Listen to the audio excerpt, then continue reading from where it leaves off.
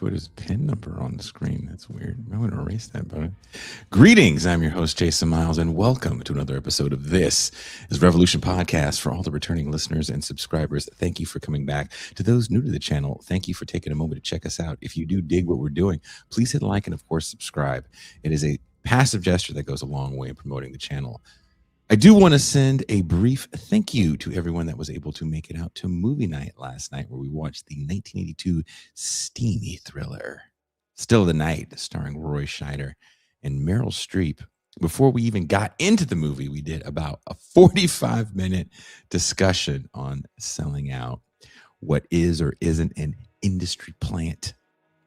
All that before the movie even got started. It was fun.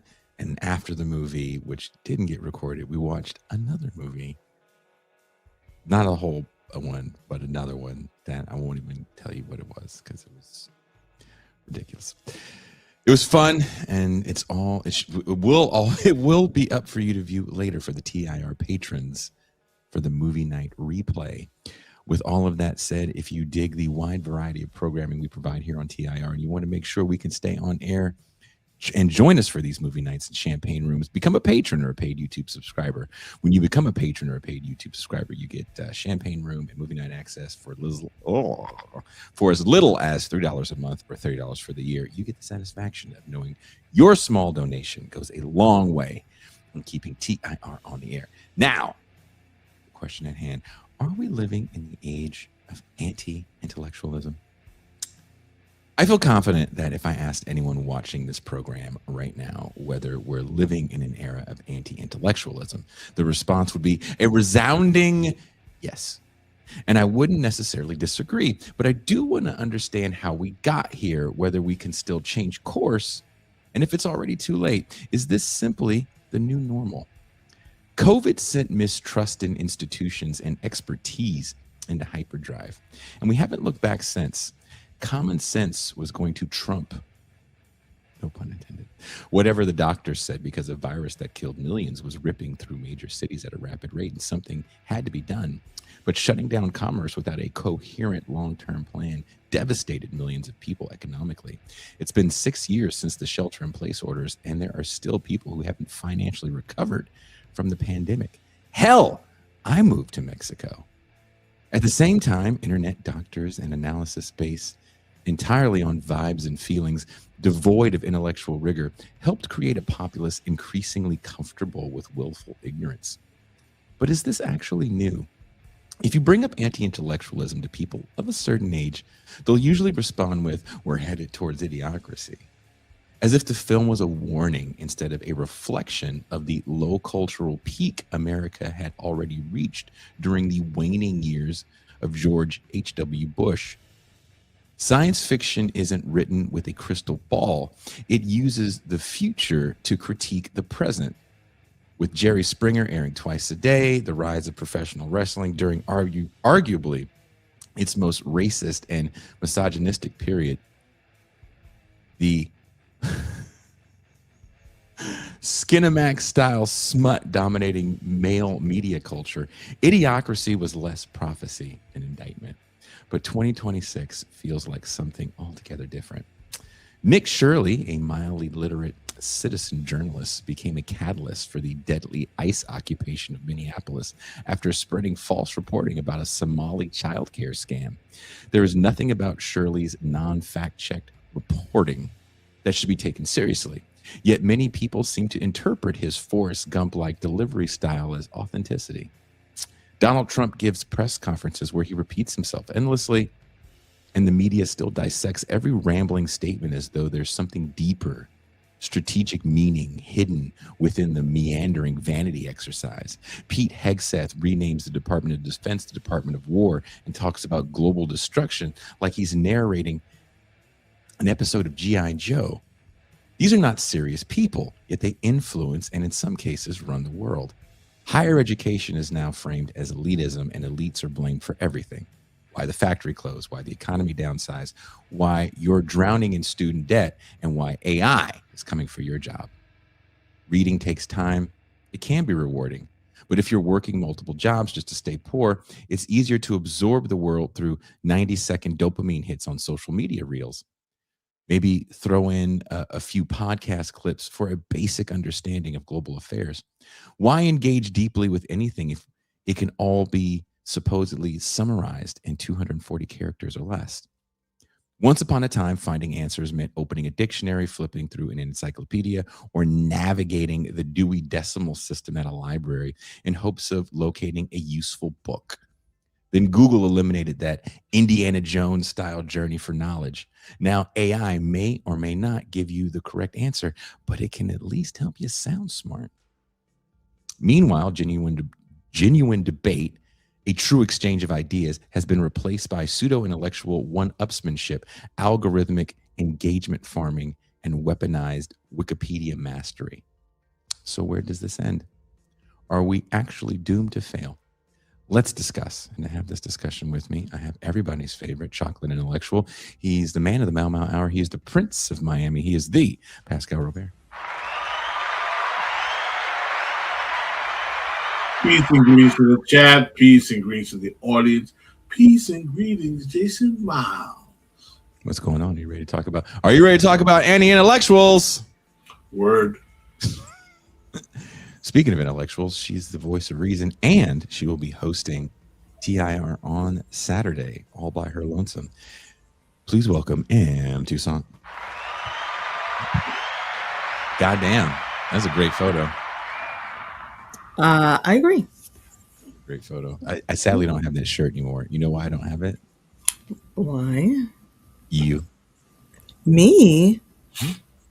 What did I do? You said men that wear vertical stripes dress like they're 7. No. That is kind of a grandma shirt, though. They're called grandma shirts because grandma goes, obviously the little boys don't go shopping for themselves. Grandma goes to the store and she sees the horizontal striped shirts and she's like, that's going to look cute on my grandson. And yeah, so there you are with the grandson, being a grandson right there. Yeah. I got rid of that shirt, dude. I was like, I can't wear this shirt. Every time I put it on, I was like, oh, so funny. Too old for this shit. Anton says you look pretty French. Pretty French. I don't know. You still look like an adult. You if you wore pants, you'd look like a French hipster. Why do I have to have pants on? Why did you have to have shorts on? Is my question. I just want to quote the Queen's poet, Homeboy Sandman. Just because I'm pro-life don't mean I ain't pro-choice. Reading Dostoevsky don't mean I read Tolstoy. There you go. I don't know what there you go. Yeah, you'll have to break that down for me. That's so intellectually above my head. He's so verbose. The song is called The Carpenter. It's a good one. There you go. Even more. That's so intellectual. It's called The Carpenter. He's building. Not nutting on these hoes or whatever the fuck the songs are called now. Why does it say 3 Haitians in this one? What does that mean? I don't know. I'm not Haitian. 3 Haitians on this one? I don't get to be a part of the Haitian gang. Question for the Haitians. Has anti-intellectualism truly gotten worse in America, or has technology simply made it more visible and profitable? Well, when you talk to actual academics and teachers, the common complaint that you hear is that students can't read, that they are intellectually challenged, that their ability to process and engage in critical thought is much more stymied in the age of the internet. We also see the closing of universities. We see curricula being challenged by the federal government. We see the liberal arts and social sciences being attacked. So by those kind of standards of measurement, I think it's safe to say that there is something going on in the ether that is causing members of our society, perhaps of a younger generation, to be less intellectually inclined. In the book Crisis of the Negro Intellectual, The author Harold Cruse says that this country was founded by Anglo-Saxons, and in those cultures, the Anglo culture and I guess the Saxon culture, there are strains of anti-intellectualism. Traded man. What's wrong with old HC? What's wrong with HC? That's a good introduction to that book. Harold Cruse had a lot of beef. He hated the left. Do you think he got kicked out of a Marxist reading group? No, Harold Cruse basically believed that the white Marxist left was stymieing the ability of black intellectuals to invest in their own culture. How are they doing that? By sucking up all the air in the room and not allowing them to come. He was a nationalist. He was a cultural nationalist, and he felt that it was the role of the black intellectual to invest in the individual cultural development of black people and to avoid being sucked up into other intellectual thoroughfares that come from other communities. So he was very critical. He was a leftist at one point, yeah, but he was very critical of the white Marxist left, and he became very critical of them and became somewhat of a cultural nationalist, particularly if you read The Crisis of the Negro Intellectual. That's one of the consistent themes of the book. He also is a very hard critic of black intellectuals as well, for a variety of reasons. Basically saying that they don't hold up to the task. They're alienated from the black masses. It's a good book. It's a long book. It's longer than it needs to be, but yeah, it's lots. The introduction is great. Wasn't he on the left in the beginning in his younger days? Yeah, Am I remembering? He was. I didn't say that. He comes out of the left. He comes out of theater, as a matter of fact. I think he was a drama. He was a drama person. Look, we're already getting there. That's what it is, dude. Come on. Drama guy complaining about white guys. Come on, we know this is. We know this is HC. Frustration. Theater is a part of all of this, though, because the idea is that some of these people are, well, I guess they're anti-intellectual, but they're also performatively intellectual. They're reading books in public. I was going to ask you about you guys about this idea of performative reading, or the performative male even. The article that I sent you guys that kind of prompted me to want to do the show, and there's tons of articles about anti-intellectualism over the last couple of years. It opens up about all these celebrities that are reading, and they have reading clubs and even Substacks. And it says the kind of the person that started the whole celebrity intellectual was Kim Kardashian, of all people, when she decided that she was law school. Hey, say what you will about Kim Kardashian. She got multiple people freed from prison. Why are you hating, Pascal? Because she's a woman in your field. You know who didn't do that? She didn't pass the bar. No, she wow. didn't. Oh, she's How many trying. people don't pass the bar. Jesus. JFK Jr. didn't. Pascal's just take that, Kim Kardashian. Getting them black women out of prison. I passed it, not you. Did you? I passed the bar. Put them hoes back in. Did you have I don't know, did you take the bar for New York and New Jersey? A lot of New Yorkers do that. I just took it for Florida. Oh. It's okay, so you were in Florida at the time. It was 7 questions, and they were all multiple choice. Which books do you burn? This one? Yeah. This one? And the last question was to draw a picture of a bad guy, and Pascal wanted to pass. He just drew a picture of Marx, and they were like, "He's a lawyer. He's a lawyer."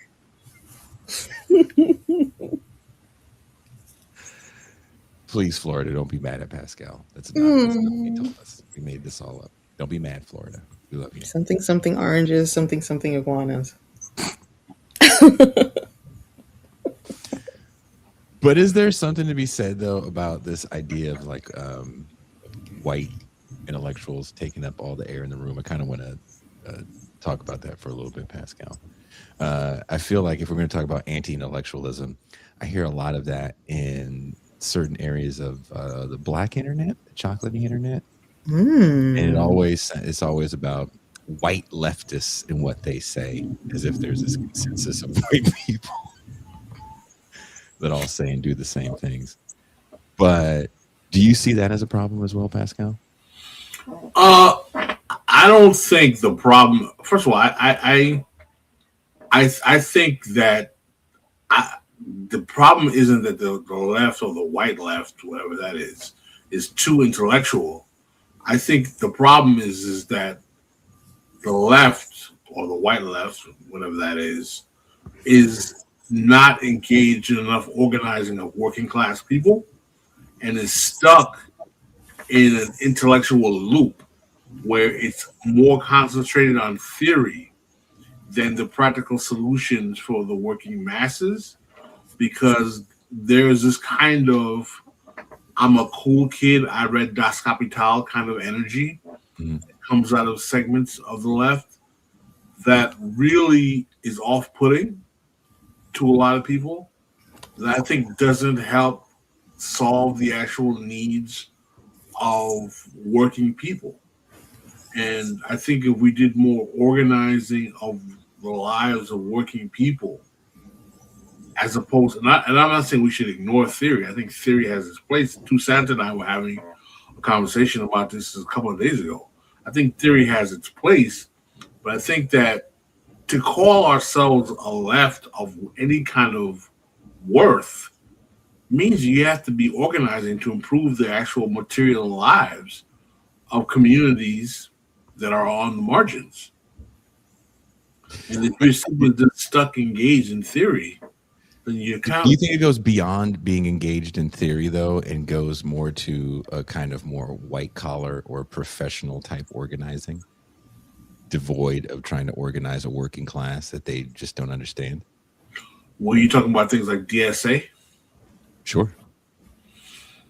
I think that's a fair critique. I think it's a legitimate critique. I think that part of the problems that we have with this iteration of the modern left, this DSA left, if you will, is that it's more petit bourgeois or Warren's least favorite word, PMC, Mhm.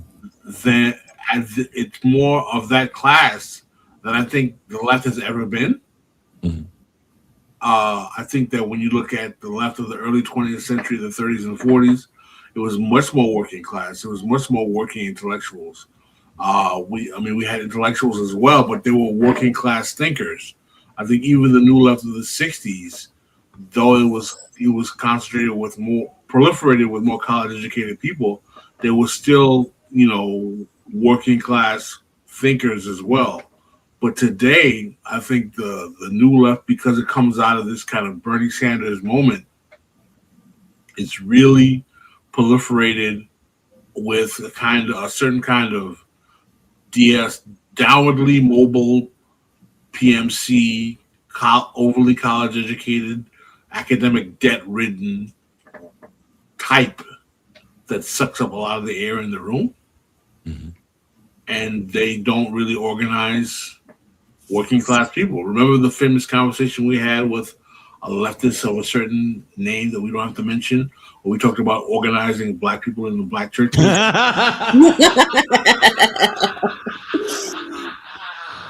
That was good. That was to this day. That's the funniest shit ever. You're like, why don't you go to the black church? Well, she starts beatboxing. Like, are you sweating on camera? Yeah, her eyes started bugging out. Well, if you go to the church, sometimes if I was to walk into church and then the holy water boils and that's why you don't want to go to the black church because you're some sort of demon. See, that's what happens when you would do anything for the left, but you won't do that.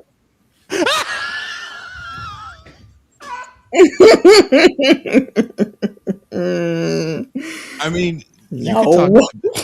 I'm surprised you didn't bring up Zoran. And remember when he wins the primary, one of the big conversations was that he didn't have the black vote, and then there were all these people I respect that were just going, "Oh, that's not true.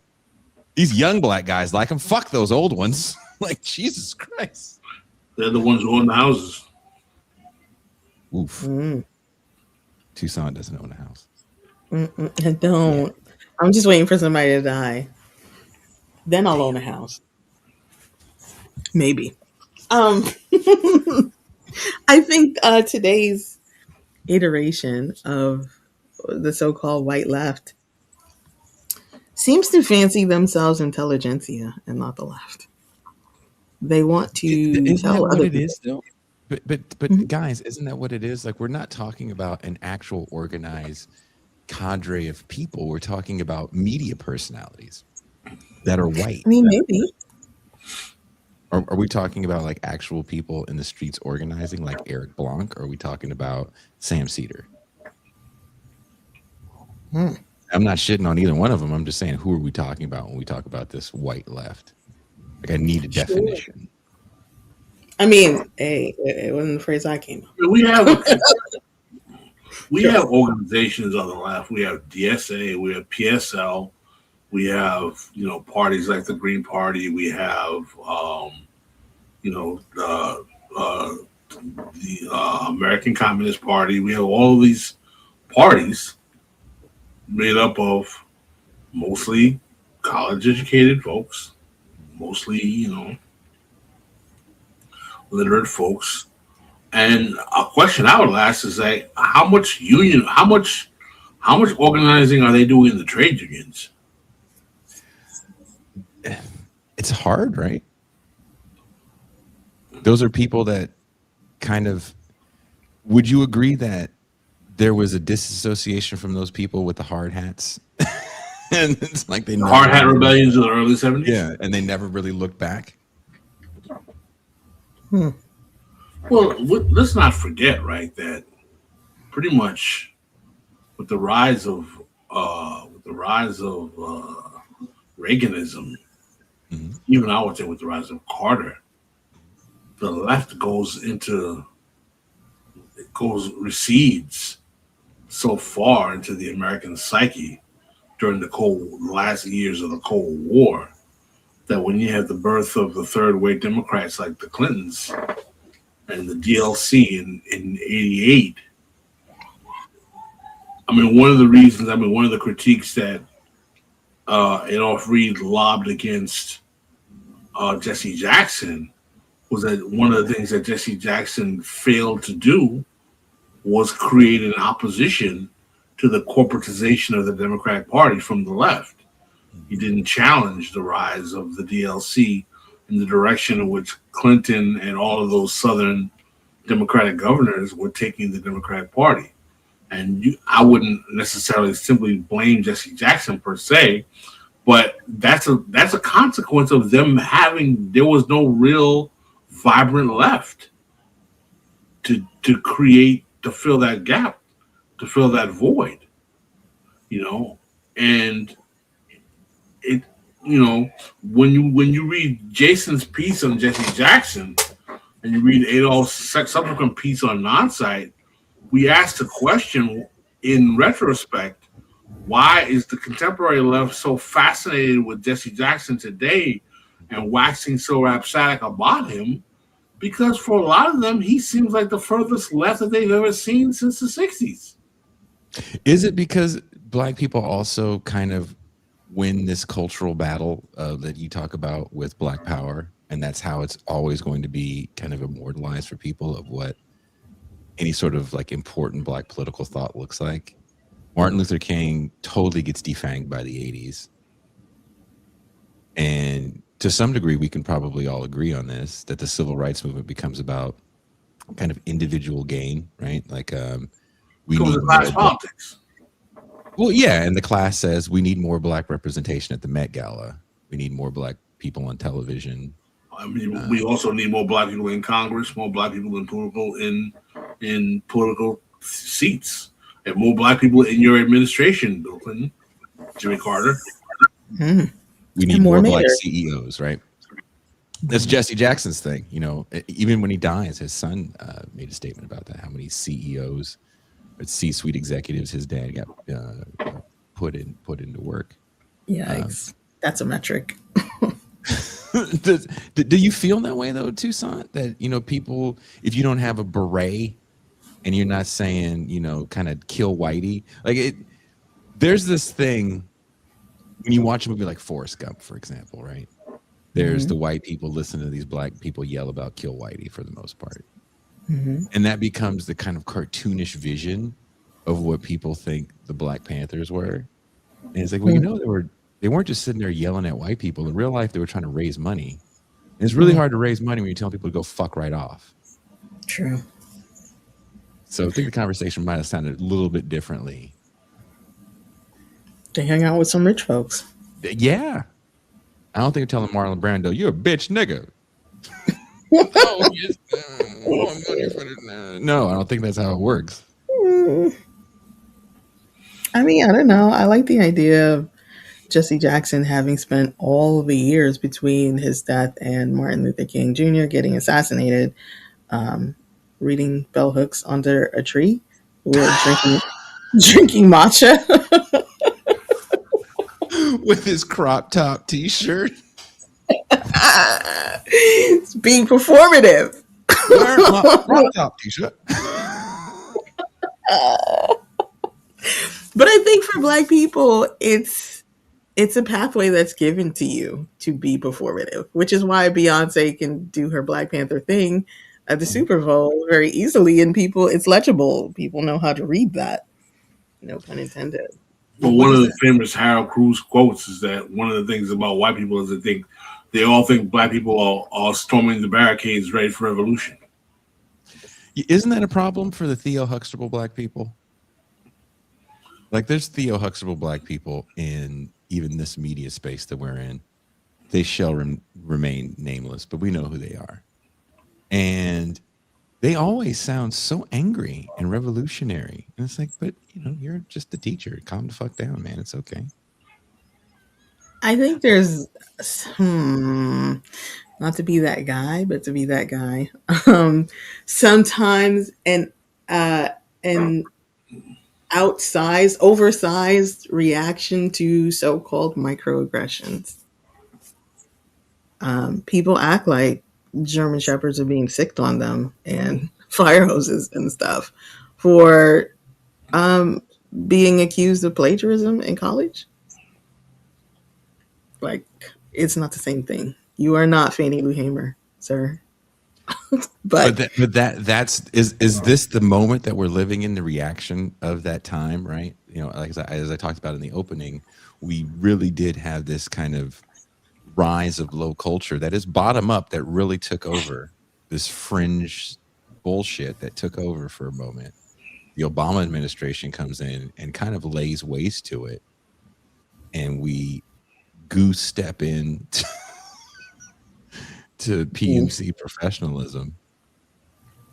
And during this rise, we kind of see these huge cultural changes, especially in behaviors. Like, we have been talking about political correctness in the 90s, but in the 2010s, it's real. And just the idea of not being able to say something is gay, that was like a big deal for a lot of people, to not be able to say that. But there's kind of mutual respect for women now. Just the end of magazines like Maxim. And that was a huge magazine. It wasn't like it was a little zine. It wasn't Jacobin. This shit was massive. We had King and Smooth too. Yeah, you remember King? King magazine. Megan Good was in all of them. You remember King magazine, Pascal? Yes. Yes. Black Maxim. It's the wallpaper for his bathroom. Damn. There was King magazine and Smooth, and Megan Good was in all the black ones. And then, what's the girl's name who's Family Guy? Meg? What's that lady with the voice? Oh, the woman, the actual woman that plays Married to, yeah, Ashton Kutcher. She was in all the white ones. Yeah, she was in all the white ones because it wasn't just. There's another one besides Maxim. I can't think of the name of it because they had like these sister magazines. Those things were huge. Details and all Mila these Kunis. Thank Mila you. Kunis. Details and all these other, fucking men's magazines. It was just like, hey, you want to see a woman not necessarily be naked, but damn near naked? Here's a magazine for Playboy you. and Penthouse were still pretty famous around that time too. Also, like Hustler, and then there was the Jason's Hustler like those movie. were the good old days. Jason's like, yeah, damn.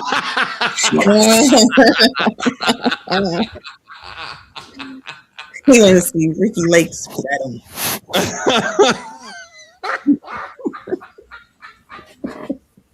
We don't read Playboy. They airbrush the lips. What kind of bullshit is that?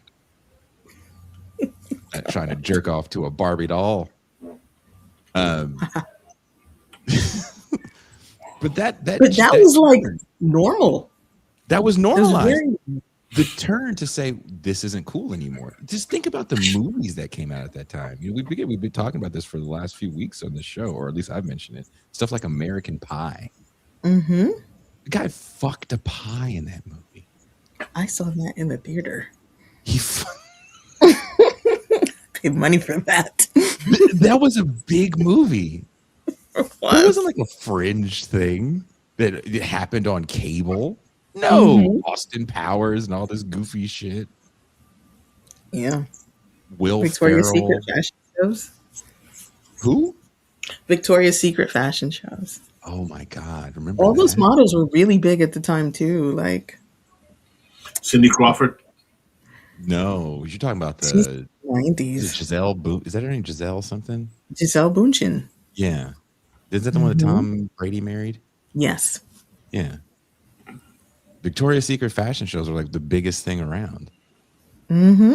They had the supermodels. BET I mean, After Dark. Remember the dude, was his name Nelly, swiped the girls behind with the ATM card? You it got was called Uncut. Wasn't it?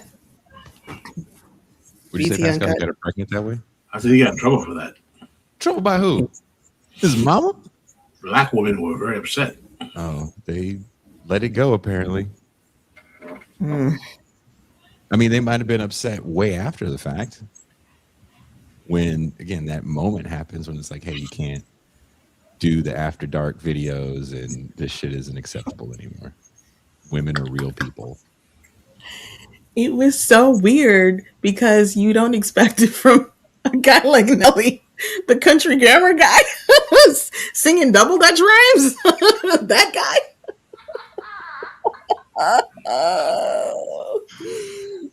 Ashanti's husband. Wow.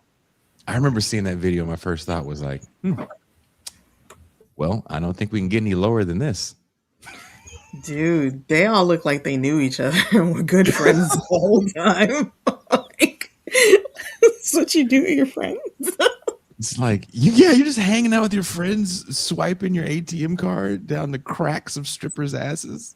It's kind of rude, dude. She can get a cut that way. It's rude, Nelly. Weird Solosky said Bank of America had declined.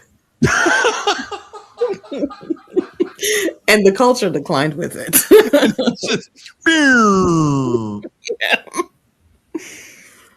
But then there became this thing. It's like, words are violence. Everything is racism. And that was pretty strong. Like 1619 to me, as much as I don't agree with it, you got to admit, that's a huge cultural turn for this country.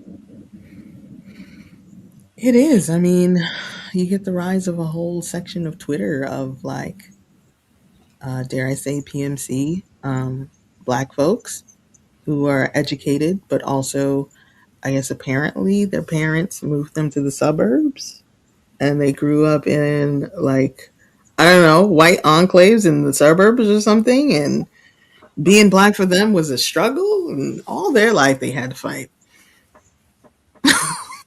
That was fun. All my life.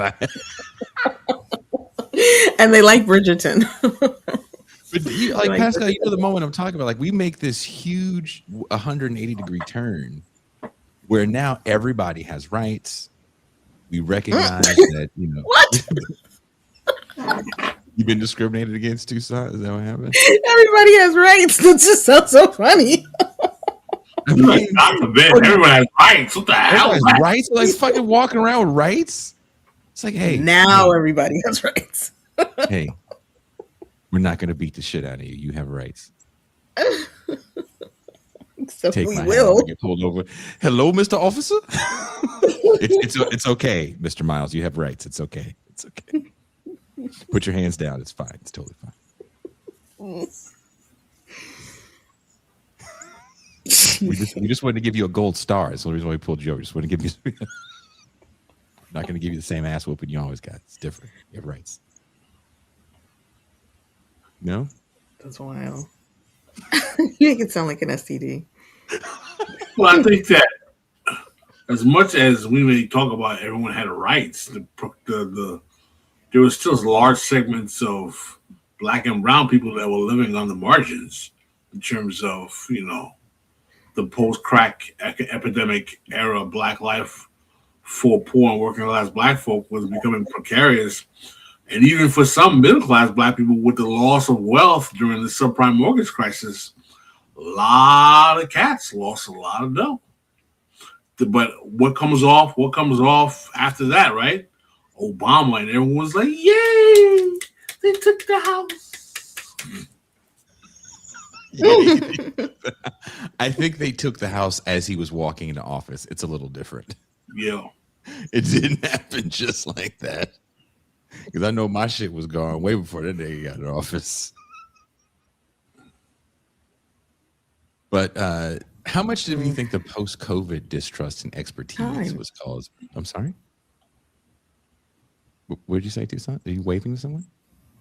No, just the Obama era. Oh. What? Sorry? No, go ahead. Finish. I was just talking.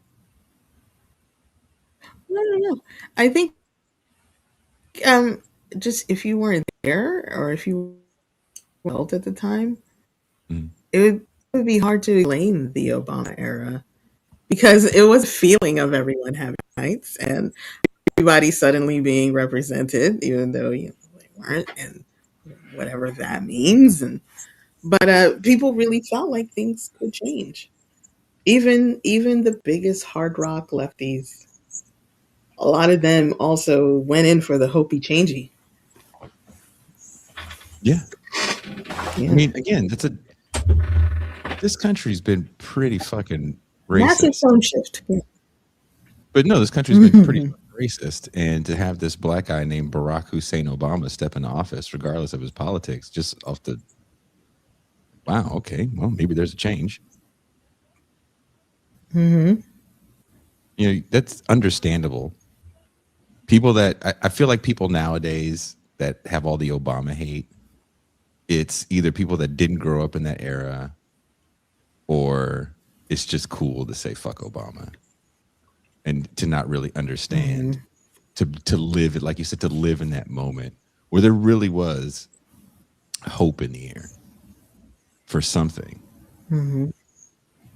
But it was a manufactured delirium. Sure. Yeah.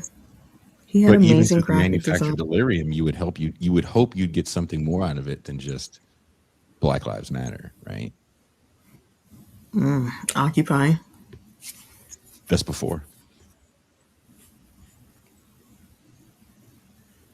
2001, isn't it? Yeah, No, well, that was 2010. No, I guess that is Obama. It was years, under right? Yeah, 2010. Yeah. Does Occupy move any needles? I'm asking. I don't know. I wasn't at Zuccotti Park. I mean, we learned how to do the people's loud. What's the megaphone? Yeah, we learned how to do that. Community. That's how Pascal still talks amongst his friends. I am somebody. How low can you go?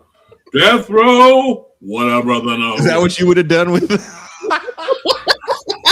That's why you were not invited to any of the encampments. Nope. Because the sad part, it It would have took those white people to the second verse to realize that it was a song. Death row, death row. What a brother, no.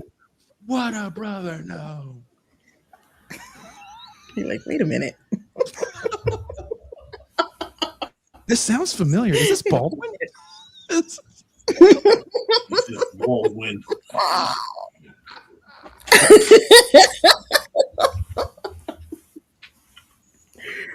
Oh man. So, like, all these angry black people tuned in and thought we were going to be serious. And I'm like, I mean, fuck these people making fun of Chuck D like that. I mean, I don't know, Jason. You wanted to do this episode. What was your conception of this? What were you like trying to get at with this? Oh, I wanted. You want to know the truth, or you want to know what I'm supposed to say in front of a camera? Watch your language. What happened to Tucson? Did she blow up?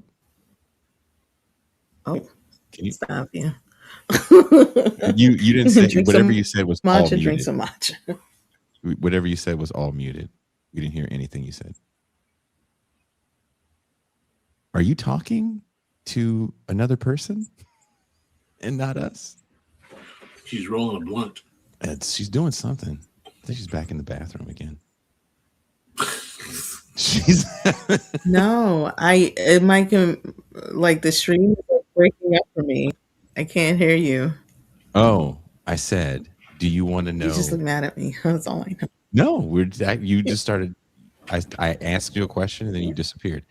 Do you want to know the truth or what I'm supposed to say on camera? Yeah, I mean, give me what you're supposed to say on camera. Give me the performative Jason. Oh, with the soft afro under the tree reading bell hooks. Give me that. I don't. What's the right answer? I don't know. I read something at 1 a.m. and I looked at the calendar. If you ever see me look like this, there's 2 dry erase calendars for 2 months. And I looked at a calendar and I saw a bunch of holes in the calendar. And I was like, oh, this would be an interesting show. And I had a whole idea because I emailed you guys like right away. Totally forgot it after I Yikes. Totally forgot it. I was on fire. And I was like, yeah. I don't know. Yeah, I do think you have ADHD. I wasn't sure, but I was starting to think so. I was like, this is going to be great. I had all these ideas. And he has a dog's hat doused. What'd you say? ADHD, a dog's hat doused. Yeah, I just was like, yeah, this will be interesting. No, I feel like, I mean, honestly, all jokes aside, the article was interesting to me because there were all these jokes about the performative young person that reads. And even in that article, it talks about the contradictions of Gen Z, where they understand the problem of being on their devices too much, yet they're on their devices too much, right? They understand emotional language, but they don't know what the words really mean. Like they know how to use it in the right context. They don't really understand what it means. So this idea of this anti-intellectual moment that we're in, it rings true for me because whenever I hear someone like Donald Trump speak or anyone in his cabinet speak, my first reaction is, this guy's a fucking moron. Like, why doesn't someone say you sound like a fucking moron? Like there's a governor's race in California right now. And one of the people that is running for governor is this super right wing. He was an oath keeper. He was a fucking oath keeper. And he doesn't deny it or downplay it. And when he was being interviewed by the PBS station in the Bay Area, I believe it was the Bay Area. It might even just be an NPR. But anyway, when he was being interviewed, he goes, well, the problem is Marxism and socialism. I'm like, where? You live in Riverside, California. What the fuck? Where's the socialist in Riverside, California? Like, seriously. at the city college? Are you afraid the city college kids are going to fucking take over? You afraid Mike Davis's corpse is going to come back and kick you in the balls? Like, what are you really afraid of when you say shit like that? Like, there's this warning coming down. And the person interviewing him was like, and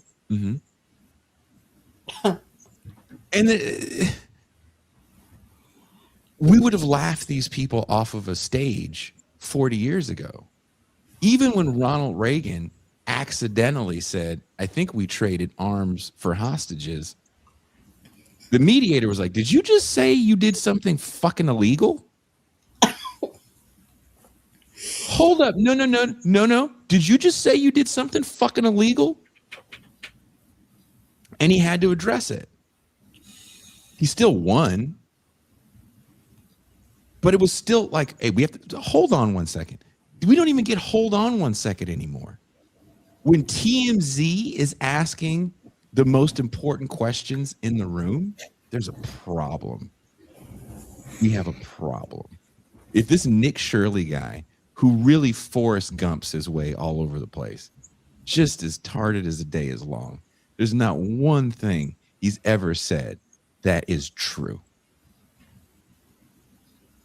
But his investigating can get people murdered, can have an occupation happen in Minneapolis. Some can say, well, it's going to happen anyway. Might not have happened there. I don't know. They tried in LA. It didn't work out real well for them. The point is, how do you address this moment? Because it doesn't seem to be getting any better. People don't trust quote unquote elites. There's more people that are people that sit in the middle of the horseshoe. I don't believe in left or right. I just, what the fuck do you do then, cowboy? Vibes. Yeah, it's all vibes for them. And that's a problem.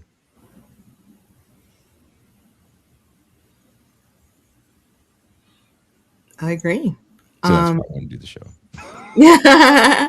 I mean, I didn't want to, like, I was hoping that you were feeling like we were taking it seriously and getting to what you wanted to get at out of this show, and so that's why I asked. But yeah, I mean, have you seen this list that Complex came out with for the best top 30 in the hip hop media? I think it was. And they have freaking academics at the top. He's number one. What's hip hop media? Tell me. I don't know what that is.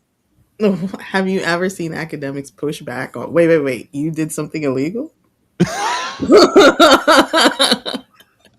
I mean, people are used to not seeing pushback, or if they do, it's pushback on, I guess, like the usual suspects, the minorities, as Archie Bunker once said. Joe Rogan won't push back on anything Trump says, but there's some clip of him really going after this lady, asking if she's an anthropologist or something, because she had an opinion that differed from him, and he went, hey woman, what are you doing thinking for yourself? Joe Rogan made the big mistake that I think is going to be his downfall, and that is he really cozied up to Donald Trump while Donald Trump was in office. I think what gave him his kind of sitting in the middle of the horseshoe power was that he could have, there's the famous thing in these left circles when he has Dave Rubin on and when he had Jordan Peterson on, and he did push back on those people because they said something to him that he found kind of stupid, right? Dave Rubin goes, you don't need regulations for house building because a contractor is going to do the right thing. And Joe Rogan goes, that's not true. You ever been to Mexico? And I thought that was kind of offensive. Now I live here. I'm like, yeah, well, I get what he's saying.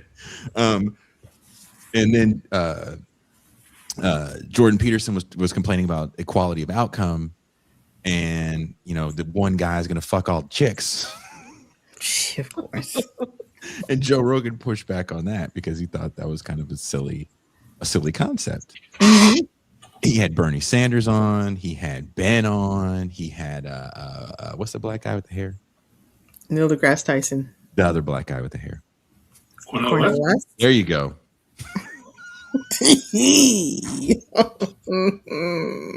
Black, has got teeth, smiles a lot, wears a scarf. Ali Misto. Al Roker? No hair. No hair. You're right. No hair.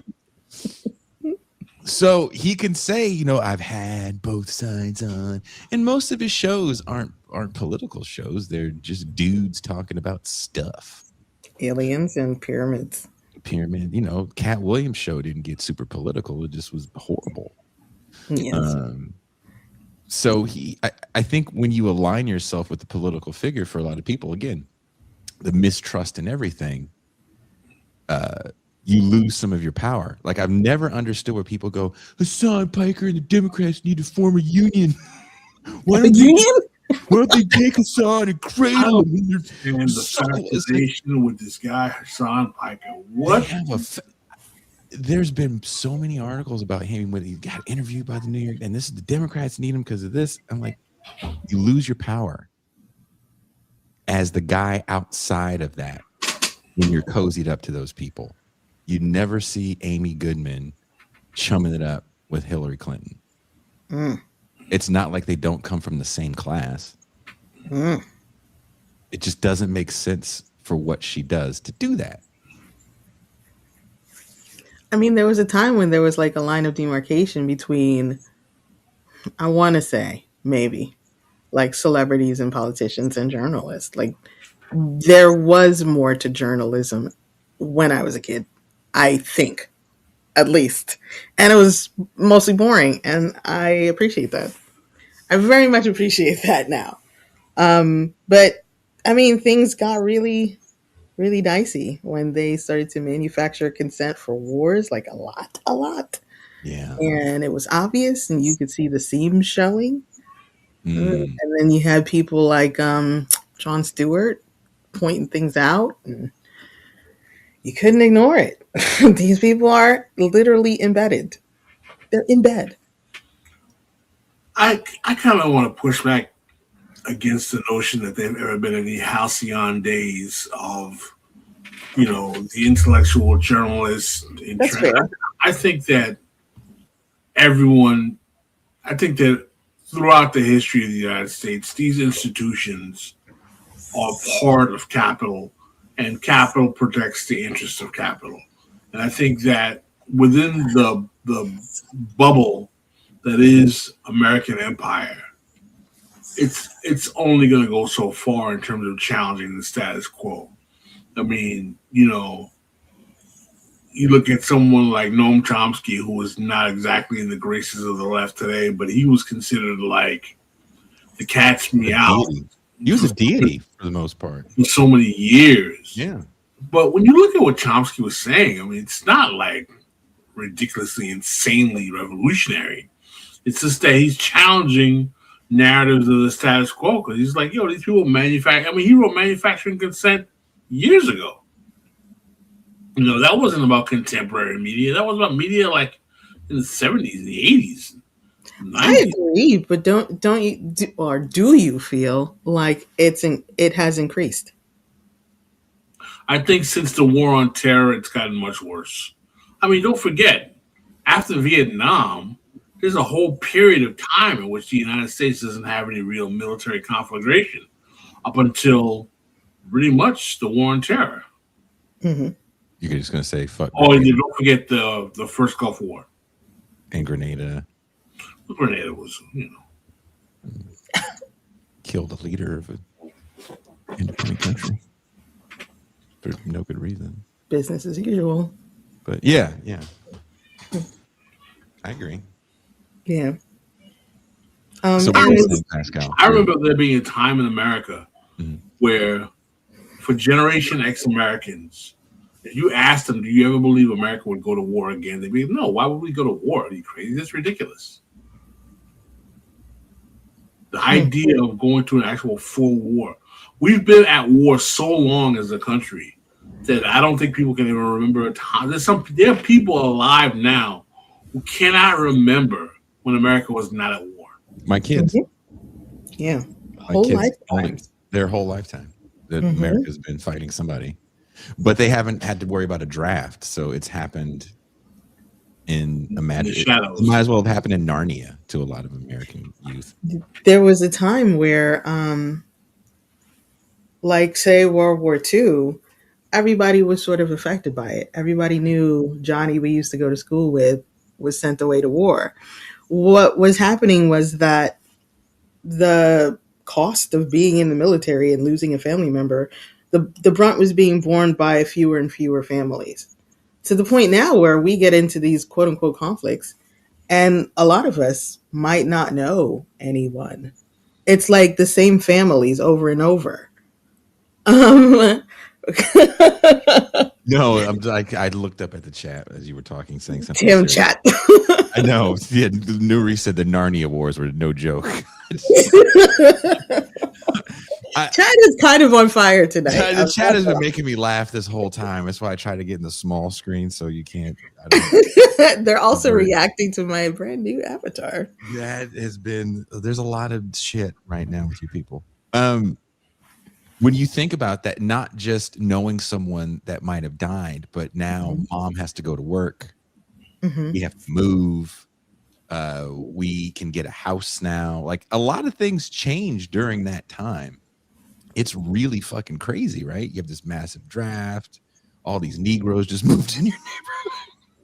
But I mean, everybody was also asked to pay some price during World War II. Environmentalists talk about this a lot. People were making victory gardens, and women were not wearing nylon pantyhose because all the nylon was being diverted to the war. And so, you know how back in the days they used to have the pantyhose and you look at the back of the woman's legs and it's like a line going down? They used to just draw the line because they didn't have the nylon pantyhose back then. Oh, wow. Or only super rich people had them. Right. Everybody was sacrificing a little bit to get at Hitler. If you are driving a gas guzzling car, you're driving with Hitler. And they would have a picture of you, some regular American white dude, driving a car, and Hitler's next to you in the passenger seat. So there was a real mobilization of regular people. Everybody knew this was going on. Yeah. And everybody was paying a little bit of a price.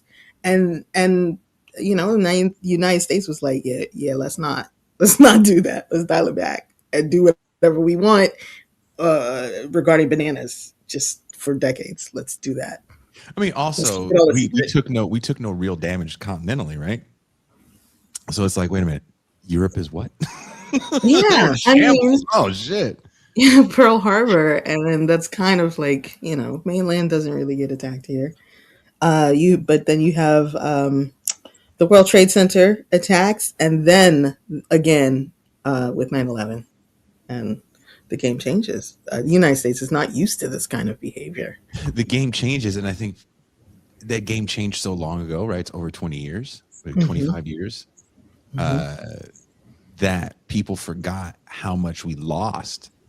And Pascal, you've been speaking about this for years, how much we've lost with 9/11 and the rights that we lost, that we kind of gave away under the guise of fear of terrorism.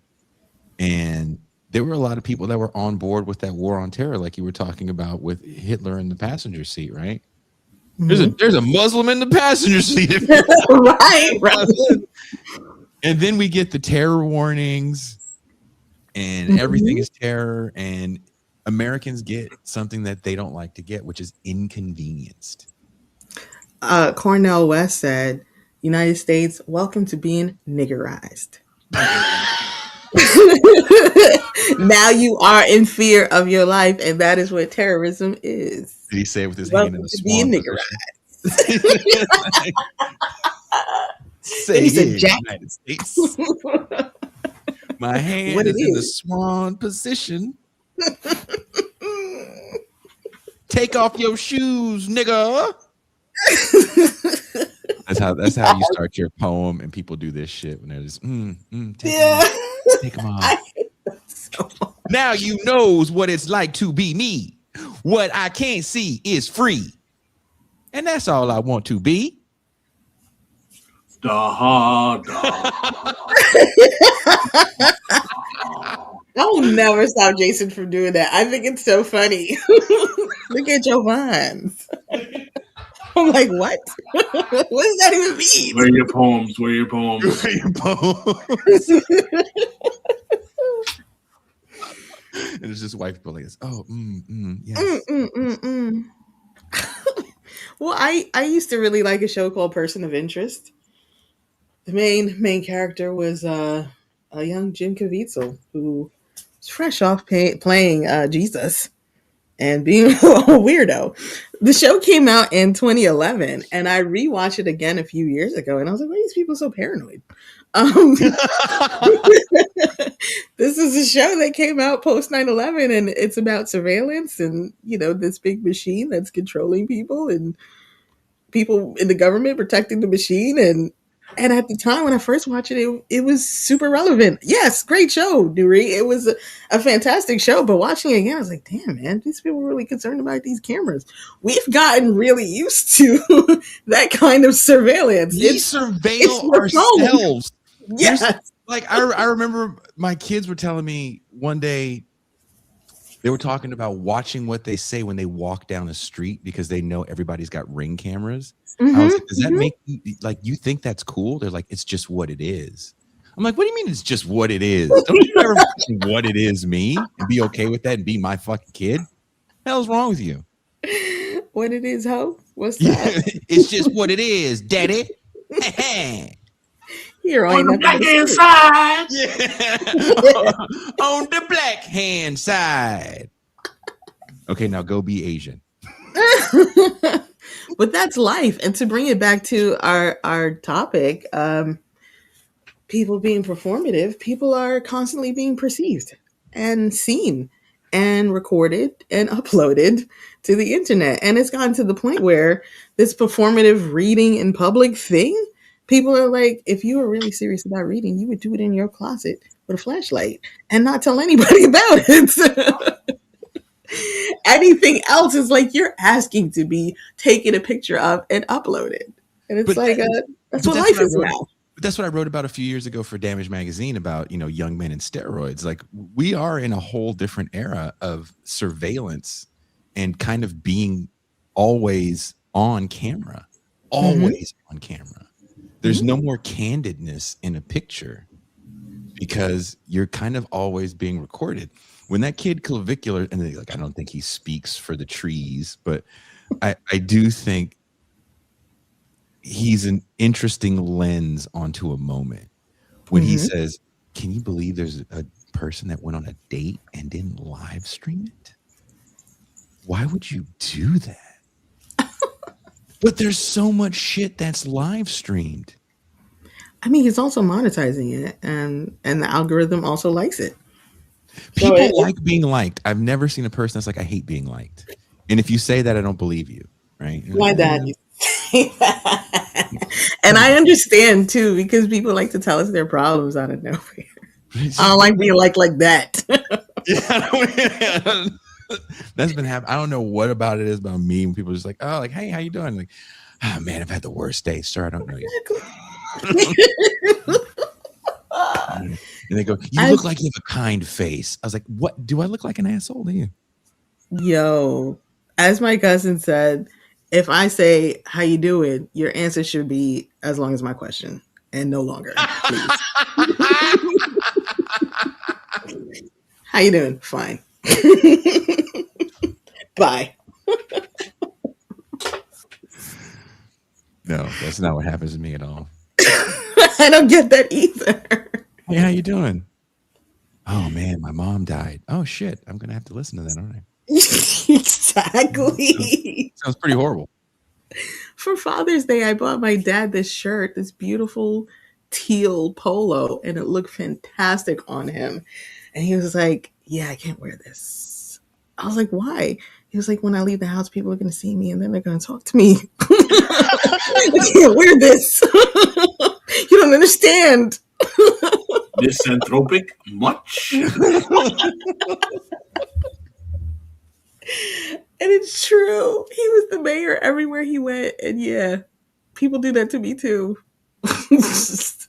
Like, I played this clip in the champagne room Tuesday, Mhm. and I feel like I've played it before with you guys, where this man, speaking of performative, it's got to be a spring break situation at this beach. It's a very American beach, and there's just young people everywhere, and there's a very large buff man, and he's with a camera crew and an interview guy, and they go up to the young, like very young girls. I mean, not they were young, and he goes, "Hey, do you like buff guys?"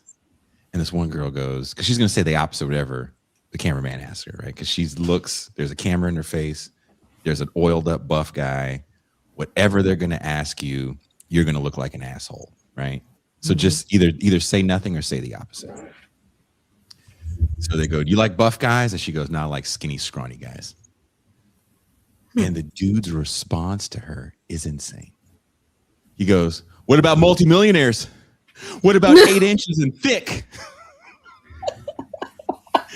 He goes, "My wife died 2 years ago."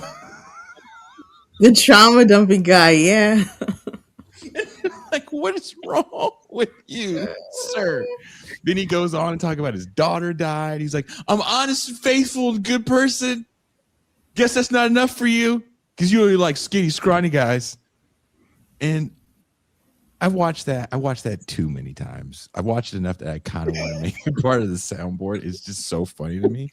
But it's also kind of this window into this, what you're talking about, how everything becomes so performative that he knows that no can make him look like a chump, and that's going to be the cut, right? You like buff guys? No, I like skinny ones. Cut. Oh, he got roasted. Buff guy gets owned. So he has to go off on, he freestyles a bit, if you will. And he's not really good off the dome, as you young people say. We can't all be red man. I mean, to respond back that you have money and a huge, thick penis, funniest thing I've ever heard in my life.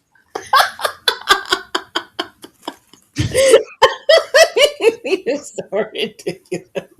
Like, but he sounded so sad and desperate to be like recognized and liked by complete strangers, and this huge hulking man who's half naked and is oiled up is just deflated, and he's trying, he's flailing. It's pretty startling. That's why that clip it's like when you watch have you ever seen a bad comic? They just flail out, like a couple jokes don't hit, and then someone's like, "Oh, fuck you," and then they can't, then they don't know how to handle the "fuck you." I've seen that a Did you lot. hear them coughing? Tony Hinchcliffe is a bad comedian, and yeah, he managed to turn getting a sip of water into a moment where the crowd was actually like, I don't know, that's kind of funny, or this is the first funny, entertaining thing you've done. Yeah, it was not good. I saw Tiffany Haddish flail out once. She had a bad episode in Miami one time. She had a bad show. Yeah, I saw her at a comedy club where you couldn't have cameras. So she was working on material that just didn't hit. She's not funny. Damn. Well, okay. To be fair, you don't watch her movies. I've been watching Tiffany Haddish for a while. She can be funny. She ain't my type of type. I don't see. She has horrible politics. That's what makes a comedian funny to you? I mean, she has horrible politics. I mean, I thought she was funny before I learned about her politics, which made her seem less funny to me. I was like, oh God, the politics are trash, woman. But at the same time, a very fair critique of her is that she does ghetto black women over and over again. Pretty much, that's her shtick. Is like hood rat ratchet. I like white guys like a lot. Tell me more. She's gone off at length about how much she likes Brad Pitt and stuff, and it's usually the critiques that I hear that really seem interesting to me come from Cat Williams. But I've heard them in other places. I mean, I'm not impressed with this lady. I think people find her attractive, and I think that's part of her appeal and her success. I'm not impressed. As Cat Williams said, every comedian you know that's good, you know one of their jokes. What's the Tiffany Mm. Haddish joke? I still don't know one. I It's could do one for a lot of people. it's ghetto. That's a joke. It's just ghetto. That's a joke, and that's not really funny to me. I know these people. You're like, I yeah, am you talking these about my people. mom. You thanks, bitch. You talking about my I, mom. I am these people. I mean, you catch me at the right moment, I will be that person too. And I playing that for laughs. I don't know. I've seen funnier. Those people are funnier. You like catch me with my bonnet on at the right bodega. You may see the real me. Trying to get one egg at the bodega. She is the hottest female comedian out right now, though. Is she? Who? Tiffany Haddish. Who? Nick? We're both like, what? What the fuck? What in the Steve Harvey are you talking about? I think she's who's more popular. Who's bigger than Tiffany Haddish? Anybody? I don't know who's bigger. I'm feeling Zhao Yang Summers. You made up a name. No. Troy Lanky. Jollying Summers. Who's Jollying Summers? There's other people that I like. I don't know their names, but there's other female comedians that are really good. A lot of them are like really, I'm saying bigger. She's big. I guess she's big in movies, but I don't think she's big like, in comedy shows. I don't know if she could sell out yucks in fucking in Long Island. Yucks. We're gonna be accused of being haters. I wish we were famous enough that other black people that make those gossip shows, and on This Is Revolution, they tried to roast. Don't wish that. Don't wish that. Don't put that in the air, please. We did have that briefly at one point, but the show was also not that big, and then they changed the format. I used to really like their critiques. They're like, bring back Pascal. This guy, Gene, he seems to be of some sort of Middle Eastern heritage. That's why he put the name Baba instead of his real name. Something like that. I was like, okay, this is interesting. I don't. That's how you know you made it, right? Yeah. If somebody's calling you an asshole, like breaking down what you said all wrong. Mm-hmm, mm-hmm. Like I was so proud when someone sent me this thing that this guy had wrote about Pascal. But then I was also mad because I thought the guy wrote a bunch of bullshit. Mm. So I called Pascal all angry. I called Pascal like you would have bonded on at the wrong bodega. Oh, I do not go out in my bonnet. To be fair, you have self-respect. I listen to Monique and her respectability politics, and I do not go out with my bonnet because Monique say don't go with a bonnet. She went off on a whole rant on the bonnet girlies and like, black people, we need to look a certain way. If you look at black people in pictures from the 1800s, they're dressed to the T's. It's just like, that's what I need to look at. Yeah, them niggas when they was in the house delivering the good master's cereal. The civil rights movement, you need to look at that. How civil people dressed up. Remember when they was getting their ass kicked with a suit on? Yes, that's what she want. You got to get your ass kicked with a suit on. Fuck, man. That's what she want. Look, I think we can find a happy medium between getting my ass kicked with a suit on and some nigga wearing a bonnet in his bed or the toilet going, would you believe what? Like, shut the fuck up, coon. I don't like guys making videos in bed personally or taking pictures in bed. It's just, first of all, it's just performative to me. I think it's like fake vulnerability. I don't like it. It's like, come on, dude. This just shuck and jive. This is how you do it. This is what it's going to be right now. Okay. I was going to make a point about anti-intellectualism and Mark Lamont Hill, who wears a happy medium, as what Jason calls his shorts. That's funny. Keep going. Anti-Intellectualism and Mark Lamont Hill on the Joe Budden podcast. We keep getting into the same story of something happens. Mark Lamont Hill tries to explain it and explain his side, and then it becomes a big fight and a big pile on. And then people say Mark Lamont Hill should not be on this show. Mark Lamont Hill's Mark, I know you're watching right now because we know you steal a lot of our shit. So Oh, whoa, that's a big allegation. look, hey, you act like it's not true. Jason wants to have a t-shirt contest with Mark Lamont Hill. Mark Lamont Hill can't fucking you can't touch my t-shirts, okay? There's only one guy that wears extra mediums on these internet streets, Mark Lamont Hill. It's fucking me. I don't care if you got hair. I don't care if you're from filthy fucking Delphia, okay? Don't give a shit, Mark Lamont Hill. Mark Lamont Hill wears HSBC t-shirts. No, he doesn't. He does. Not all the time. He's from not the colleges. Sometimes he's from the not colleges. an extra from different world. Sometimes from the colleges, he wears the bank t-shirts. Do you know how much? You know how expensive that? Remember I told you I was trying to find a throwback to one of those, and it was like $400, and I was like, he can afford it. He got like 17 jobs. He does. He does work like a Jamaican. Mm-hmm. But Mark Lamont Hill on that show can be grating because your first question is, okay, why did you want to go on this show? Because you are Mr. Professionalism and you're Mr. Striver. So why did you go on that show? You went on that show so you could be the definitive black voice. Just be honest. It's okay. You don't like Joe Budden's music. He had one song. No. Oh, yeah, one song, man. Really? I Name like the other Focus. one. Name the other one. I like Focus. How does it go? I don't even know it. How does it go? Get focused, man. You made that shit up like you knew that name was saying. That's how it goes. Pascal, you sing it then. How it go? Get focused, man. You just making us.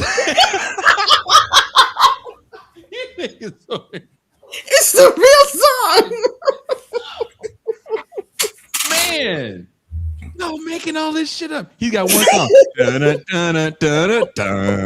That song was dope. It's a real song. I wish I could make an entire 30-year career off one song. That's fucking awesome. That's It was awesome. a mega hit. It was a mega hit. I'm not saying that condescendingly. That's fucking awesome. You have something, you can go out and play that song right now and a room full of people will go bananas. That's dope. But I mean, he's valid in the streets, as the kids say, because, he had other songs, other albums. He was in Slaughterhouse. That matters to some people. They think he's really talented. We're so close. That song was dope. But when you see Mark Lamont Hill on the show, yes, you go, come on, dude. You are kind of condescending to these dudes. You think he is? Fuck yes. He is. Oh yeah. Hell yes. He had the debate with Ish about flat Earth. That was cool. Oh my god. And then when he said to Ish said to him, "You use a lot of tricky words. Don't they tricky to you?" Yeah, tricky. Yeah, that was funny. Mark Lamont Hill walks up there every day, and he's like, oh, I gotta deal He with wears this his PhD on his shoulder, man. What'd you say? I mean, He wears his PhD on his shoulder. But are some of these other guys wearing their anti-intellectualism on their shoulders? They're working. I wouldn't say they're working class guys, but they're not intellectuals. They're barbershop guys. And yes, the show gives intellectual critiques and insights into rap and hip hop. Welcome to podcasting. We'll be It's here all not week. it's not a completely lightweight show. They do have opinions and they do have intelligence around the subject. But they have inside baseball to the recording industry because Joe Budden is a recording artist. What's his name? The white guy. What's his name? Parks. Parks is a producer. I mean, the other two guys, Ish and Ice, are not involved in the music industry. Flip was an internet personality, but the bottom line is that Joe Budden was an insider, and he has a long history doing hip hop media. He's had a successful hip hop podcast for a long time. But did you have a critique? That's funny though. No, I agree with you, Toussaint. I do think they try to weigh in on this is the reality. There was a time where you had a show maybe once a week, and you had, or maybe if you're a 5 day a week show, you have a producer, you have producers, plural, and they come up with show topics. These guys don't live in that radio world anymore. So they're trying to figure out how this all operates. And for the most part, they're just going off of what their Apple News app is telling them what's going on in the world. And they feel like they should have an opinion about it, even if they don't really understand it. So they want to break it down in the simplest way possible, right? And you bring a guy like Mark Lamont Hill in, and it's a mutual relationship. Number one, they can be taken a little more seriously because you have this guy that's a very serious scholar, right? And now he can no longer be called, I don't want to say a sellout, but he's more than just a smart black guy that gets paraded on Piers Morgan. He's a real black guy. He really knows what's up in the community because he does a show with Joe Budden, who, all these people talk about is their lavish lifestyles. They don't really talk about the. So what you're saying is that Joe Budden gives Mark Lamont Hill a certain kind of racial bona fides? Yes. And Mark Lamont Hill gives Joe Budden intellectual bona fides. Yeah, intellectual bona fides as well. Because if you look at the people that come on that show, even if you look at what rappers always say, these niggas say the dumbest shit ever. 100%. Like the amount of, I've been shitting on Vince Staples for like the last few years. I love your relationship with Vince Staples so much. B. Cooper sent me a message. He goes, Vince Staples said this stupid shit. He goes, I guess you were right. I told you, this nigga's stupid. So much. It's kind of that whole, it's like all of this shit's real barbershoppy. Yes. Where it doesn't take something that deep. Like, remember those women comedians did that thing where they were pretending to be deep, where they would just say things backwards. It's not the absence of evidence; it's the evidence of absence. And those, yeah. Right, that kind of goofy shit. And that's what those shows end up becoming. But then there's this whole other universe of people that are trying to get on, and they're going to get on by talking about what popular people are saying. Before, you wrote a blog post about it and hoped people read it. Now you can do this and go, here's a clip of Mark Lamont Hill telling this dude he's a fucking idiot, and here's a clip of that dude calling Mark Lamont Hill a pussy. What do you guys think? And then we can pontificate on that for hours. We don't have to know anything. We don't have to read anything. Facts. We can just talk about who's a pussy. And that becomes intellectual conversation. And that's how you get Donald Trump. On that note. Damn, Pascal's so pissed off. I used to have a friend who liked to argue. He liked to argue with everybody about like everything. And I was like, what's this Kanye stuff you on? What is this about? He's like, you don't understand. If my friend calls me and he tells me that Storm is the only one who could take out Magneto, we can argue about that. And it's great because it's not politics. We can just argue like it is, but nobody really gets their feelings hurt. That's the beauty of it. And then we hang up. All right, nigga, I'll talk to you later. I'll get up with you. All right. And for a lot of people, I think that's what they're into. They don't want to talk about politics or anything heavier because you might lose a friend. You might actually have real beef here. And I think that there is a fear of going in that direction. And that's something that Mark Lamont Hill is trying to introduce into the conversation. I don't think it's just him getting like black bona fides. I think he feels it's a real opportunity to talk to regular people and try to get their third eye open, beloved. If that's the case, then why is he so condescending about it? Maybe he doesn't know he's condescending. He may have been around people who are just like him with the HSBC t-shirts for a long, long time. And then maybe this is his chance to talk to people who maybe come from more working class backgrounds or are more in touch with that background. They And all then claim to to talk have similar backgrounds. That's the thing. but he went in a different direction. He can Yeah. also talk to people who still have that background in the audience through his coworkers. He's doing a horrible job of it.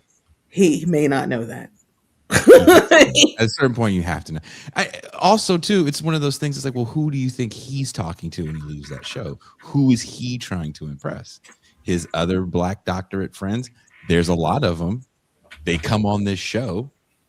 It's not like it's just 7 light-skinned niggas. There's tons of Pascal was in fraternity with all of them.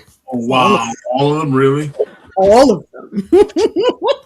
At least 4,000. There's at least a good 4,000. I made some joke about a fraternity, but I guess it was the wrong fraternity, and that person commented in the comments. Oh yeah, I saw that. They gave a timestamp. Yeah, he gave a time, so it's like I'm not making any more fraternity jokes. I know. I got to go cross the border and speak. The last thing I need is a bunch of niggas fucking kicking my hand bone. Yeah. I used to step. It's fantastic. It's valid. It's a great form of expression. But you already have the Hebrew Israelites coming after you. You don't need the fraternity news coming too. This is what we do on This Is Revolution. I swear. We're coming for you, Jason. Yeah, I don't want to come to Berkeley and them niggas.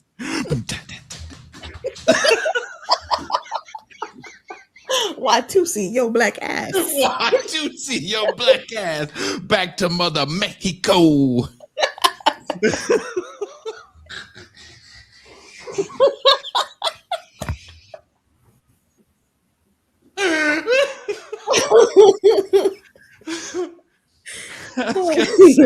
The way he said it, ham bone.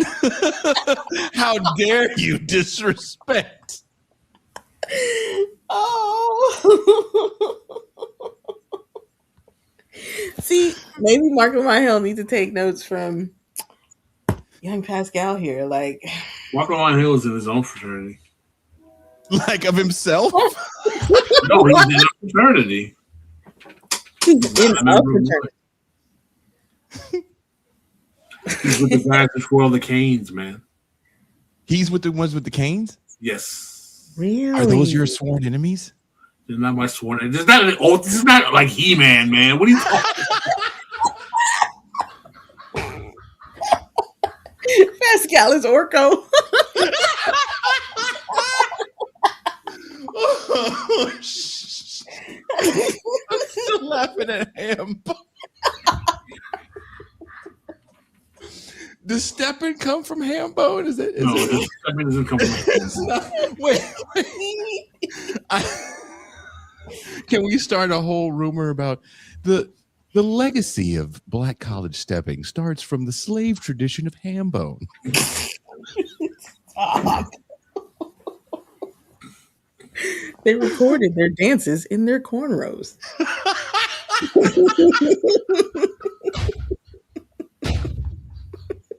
As the black women were making maps and cornrows, the younger black men danced and slapped their legs, creating a beat that made the other slaves' feet just light up the cotton fields. Light up the cotton fields. that needs to be the title of something. Any white person that laughed at that, you're going to hell. Light up the cotton fields by Jason Miles. If you Terrible.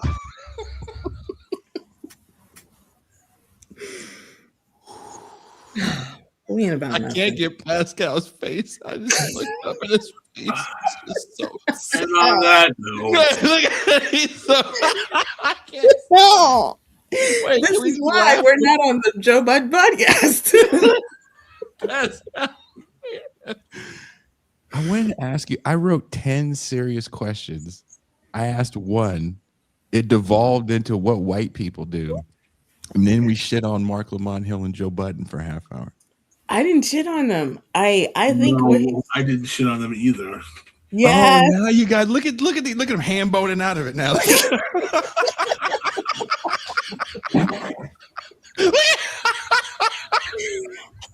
I think what he's trying to do, I don't want to say is noble because that's also condescending, but I think that he's like really trying to make an effort to, you know. It's a check. It's a paycheck. Do you see the title to the next crisis?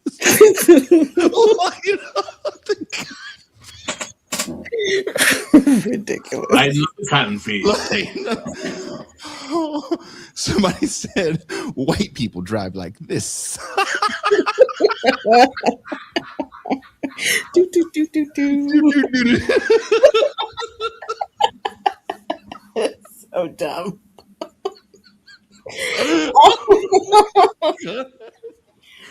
But seriously, I think it is important that we consider this critique that is native to hip hop.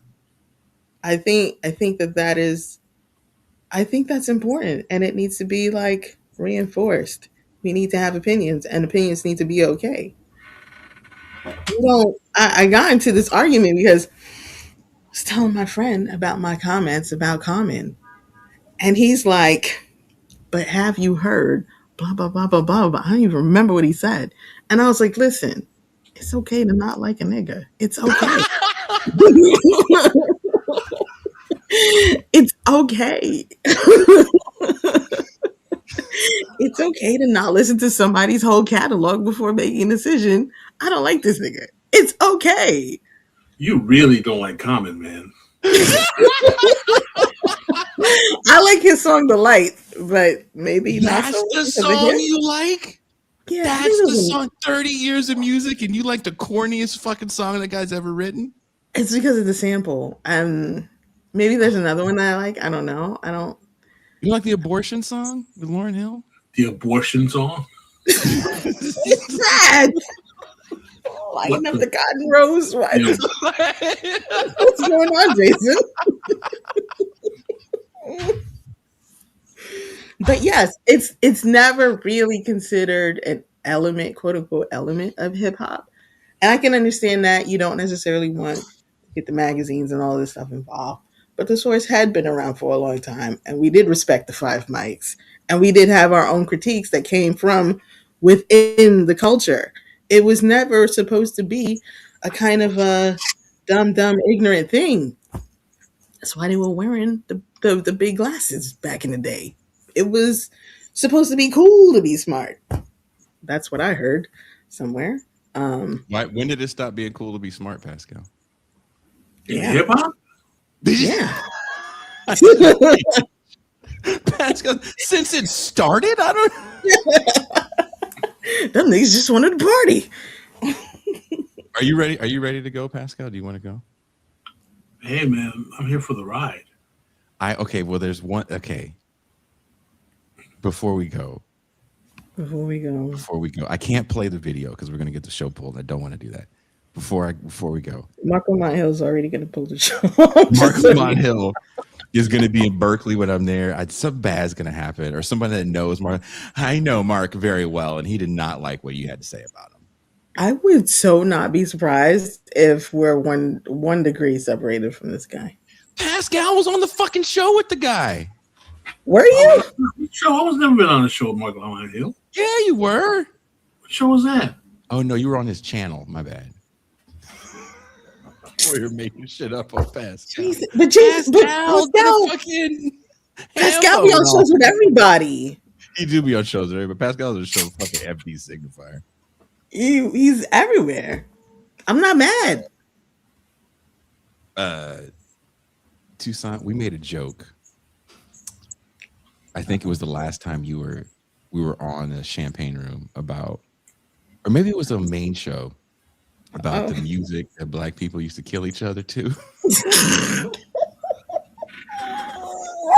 Down the road to the bank.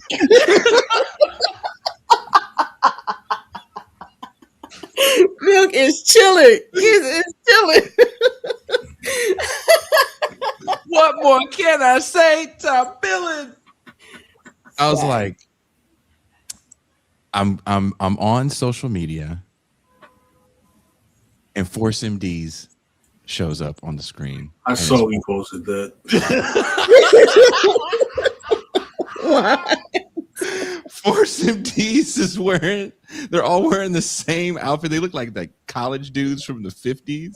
And they're doing this song, itching for a scratch. And they have a little dance. And I was like, to think somebody got murdered. Stupid. I would not be surprised. They're from Charlotte, so why not? They be working people on Staten Island. Can you imagine you hear that? Oh shit, you hear Force MDs in the background? Something bad's gonna happen. Yeah, run, nigga.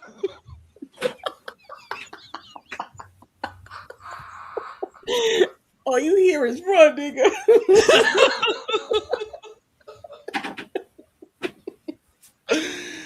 I feel so bad for Black people that got their ass kicked to like Force MDs in 1985. It's so I can't believe you think about this. Yes, y'all. Whoa, that's so unnecessary. What did you punch him for? Something about the music makes me violent. Really? Yes, well. That's weird. You could die to PSK. I like that a lot. It's called Parkside Killers. It is. You know what's not called Parkside Killers? Itching for a scratch. I'll take that over Top Billing. Like, I did not want to die to that song. He's talking about money being cool. You died at Top Billing, dude. That's if you get your ass kicked, if you hear Top Billing playing out of like a fucking 1987 BMW coupe with the windows tinted, some young colored fella driving it with 4-finger gold ring on. I'd be like, Bert, don't do me like this. Not this song. Milk is chilling. It's like, oh fuck, Trouble's around the corner. Like there was no soundtrack to Trouble back in the day. It just wasn't. Rap was so much fun. Pascal, how much fun was rap back in the day?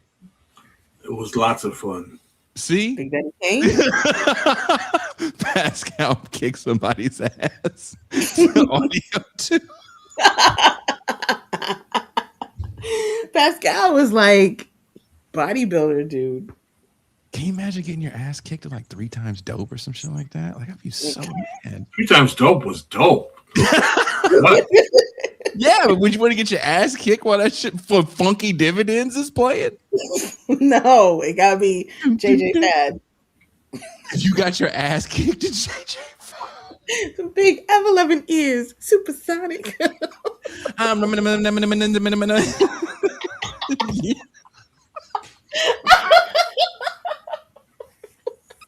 And Suge Knight's fucking holding you over the fucking balcony.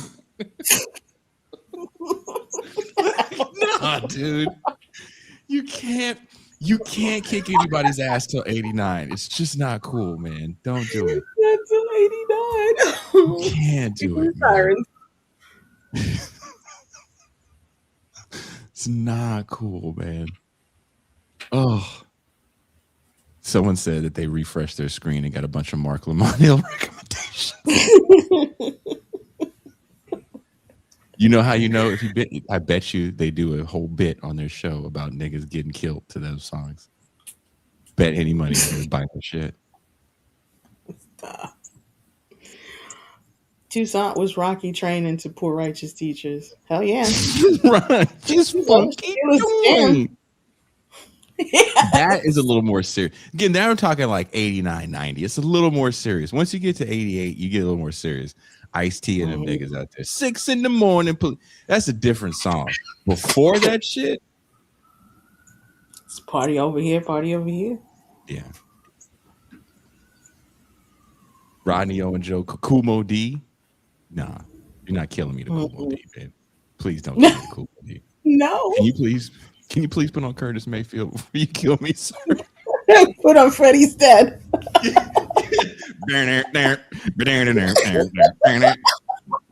Like when niggas died, you gotta admit, when niggas died in the 70s and shit, them That's songs, soundtrack. right? That shit hits facts. different. Hey. Like when you pull up in the Cadillac and you got a perm, just the wind's blowing the perm and shit. Mm-hmm. Say, Cat Daddy, where's that jive talking nigga? I got some hot lead for his ass. Why did they talk like that? Oh, and why don't they talk like that anymore? You can't find a black guy who talks like that anymore. Back. Once y'all canceled Camp Low, you ended that ability for niggas to talk ridiculously. You did that. Kush Look says lowers volume. If you imagine white people just listening to this shit at a fucking Starbucks. I hope that happens. Listen to this show at Starbucks out loud. You have my permission. But yeah, that's kill me to some 70s shit. Don't kill me to early 80s hip hop because it's not gonna be cool, dude. Cause it's like that, and that's the way it is. Oh, come on, man. You're gonna kill me to that? Help, he's bleeding out. Rock, planet rock. rock, planet. Gotta rock it, don't stop it. Can you imagine getting your ass kicked to Curtis Blow's Basketball? This song's like 8 minutes long. We love in basketball. Long as hell. These are the breaks. A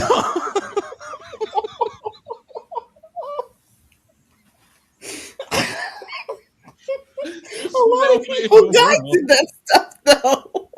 There's no way in the world I'm getting my ass kicked to those songs. You just can't do it. You might as well kick my ass to New Edition. A lot of people died. Candy girl, you're my world. I need your love each and every day. Bum, bum, bum. That was a hand game. That was a hand game for you when you had the plastic shit on.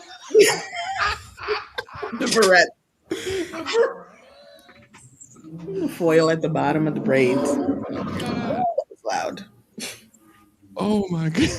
Someone said getting beat down to Biz Markie. You do not.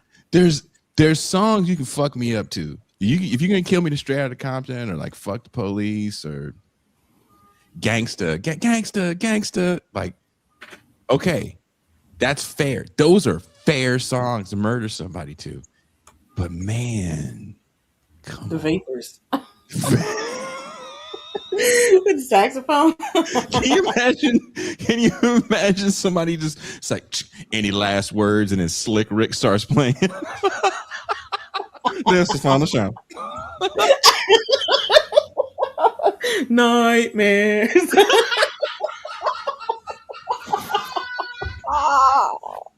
As you're dying, you gotta do the day-to-day nightmares dance.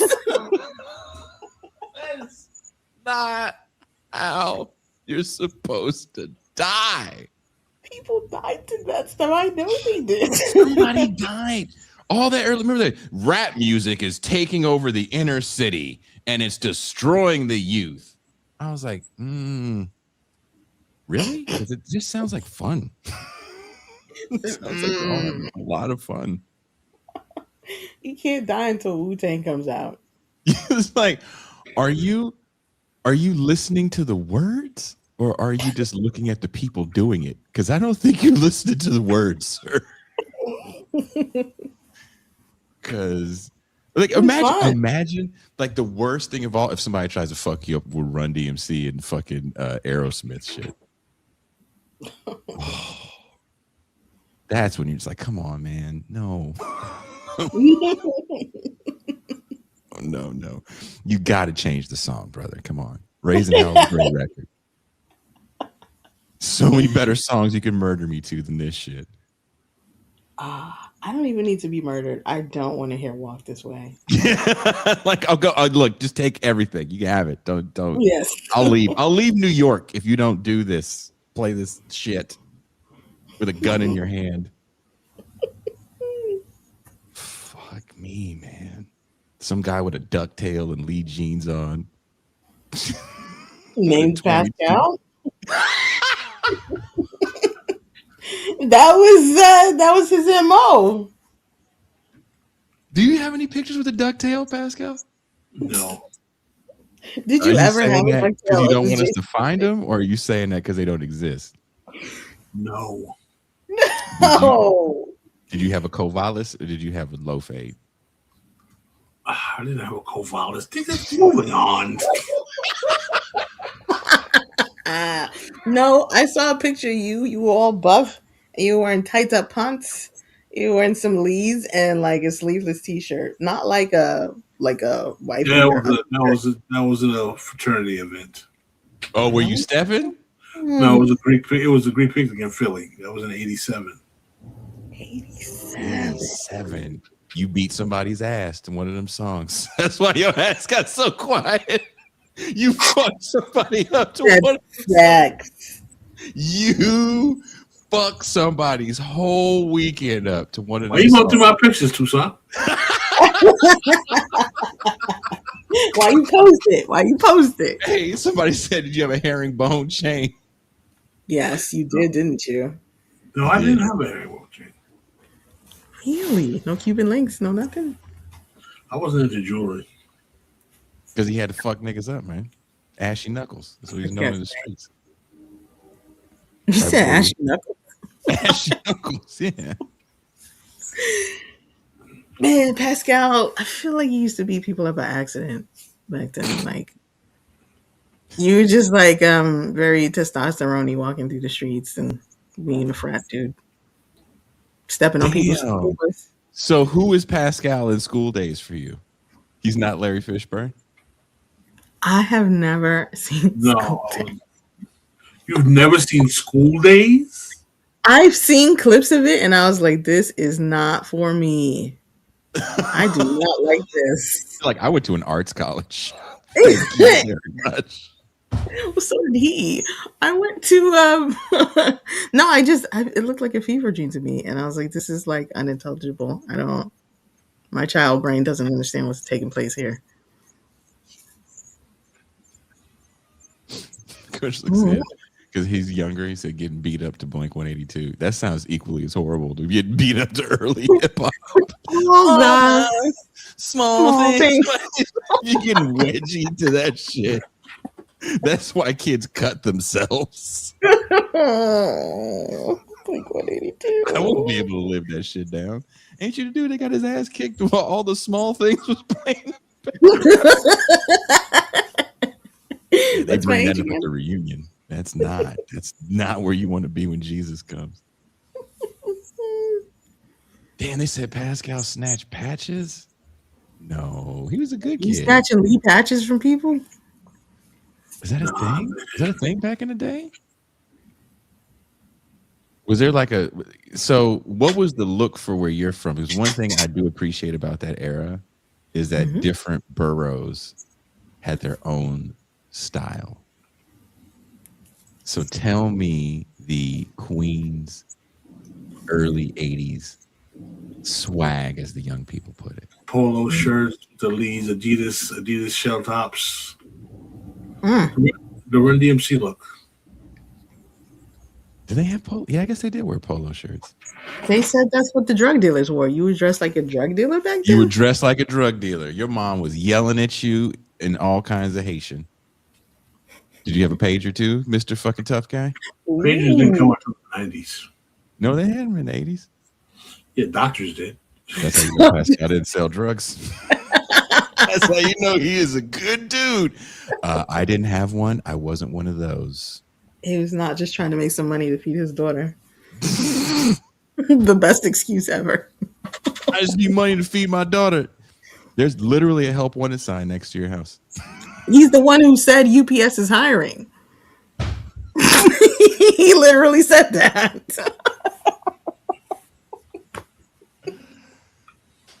I love it. Like, how are they going to feed their kids? I was like, I don't know. Like, why do you think drug dealers make all this money? Have you ever been around drug dealers? Like, you don't know anything about the game, apparently. We're not picking up Pascal. Yet. No. And they said, Warriors. He's not that old. God damn. That's way before his time. With the Coke bottles. So you were wearing the whole Adidas sweatsuit, or were you just the jacket with the? Nah, man, I wasn't wearing an Adidas sweatshirt. Okay, so what kind of jacket? I need to know the whole. I need the whole get up because it's New York. I know you got a jacket on. Leather bomber. Leather bomb with the fur inside. The fur on No the fur, collar? man. No fur, man. No fur. No. Is it Bronx niggas wear fur? Is that what you're trying to say? It's Bronx niggas wear furs. Who wore the furs? Who wore the fur inside the jacket? I want to know. I don't know, man. It was I don't know. That's got we did. Hey, don't you ever put that fur shit on me. I'm from Queens, nigga. So leather bomber, and black jeans or blue jeans or both? Black, no blues. Do you crease them? Yes, you crease the jeans. Ooh. Whoa. Stand up crease? Not stand up. That's too West Coast gangster for you. Just crease. Yes. Yes, it's enough to get a crease. That nigga said enough to get a crease. You got shell toe. Are you wearing gazelles? I always wanted a pair of gazelles. I never got a pair. Those are glasses. Expensive. Right? Yeah, those glasses. They were expensive glasses. They weren't cheap glasses. Big. I told you they trying to look smart. Big glasses. Big glasses. Okay, where did Kangos come from then? Who wears Kangos are British. They started it in Britain. But what borough was the Kango borough? Queens was big with the Kangos. I used to wear Kangos. I used to wear the Kango cap turned to the back. Whoa. Shit. The cap. That's the trouble is a brewing. Hat to the back. Gotta wear my Kango real low. Wait, like the little golf joint? Yeah, the golf joint. Look at that. To the back. Sunglasses? No, I never wore sunglasses. I still sunglasses. You used to go to Delancey Street? Yes, me and my boys used to go to Delancey Street after school. They made a whole song about it, man. Must have been great. Have you ever seen Dapper Dan? Have you ever been to his store or anything? I've never been to Dapper Dan's in Harlem. We never went up to Harlem. No. What was wrong with Harlem? It's not wrong with Harlem. Harlem was just too far on the train. Yeah. You tell the truth. Was you scared? Tell the truth. The Bronx if it's scary, tell the truth. Nah, Bronx was scarier than Harlem. Well, that's where Tucson's from, right? The Bronx was scarier than Harlem.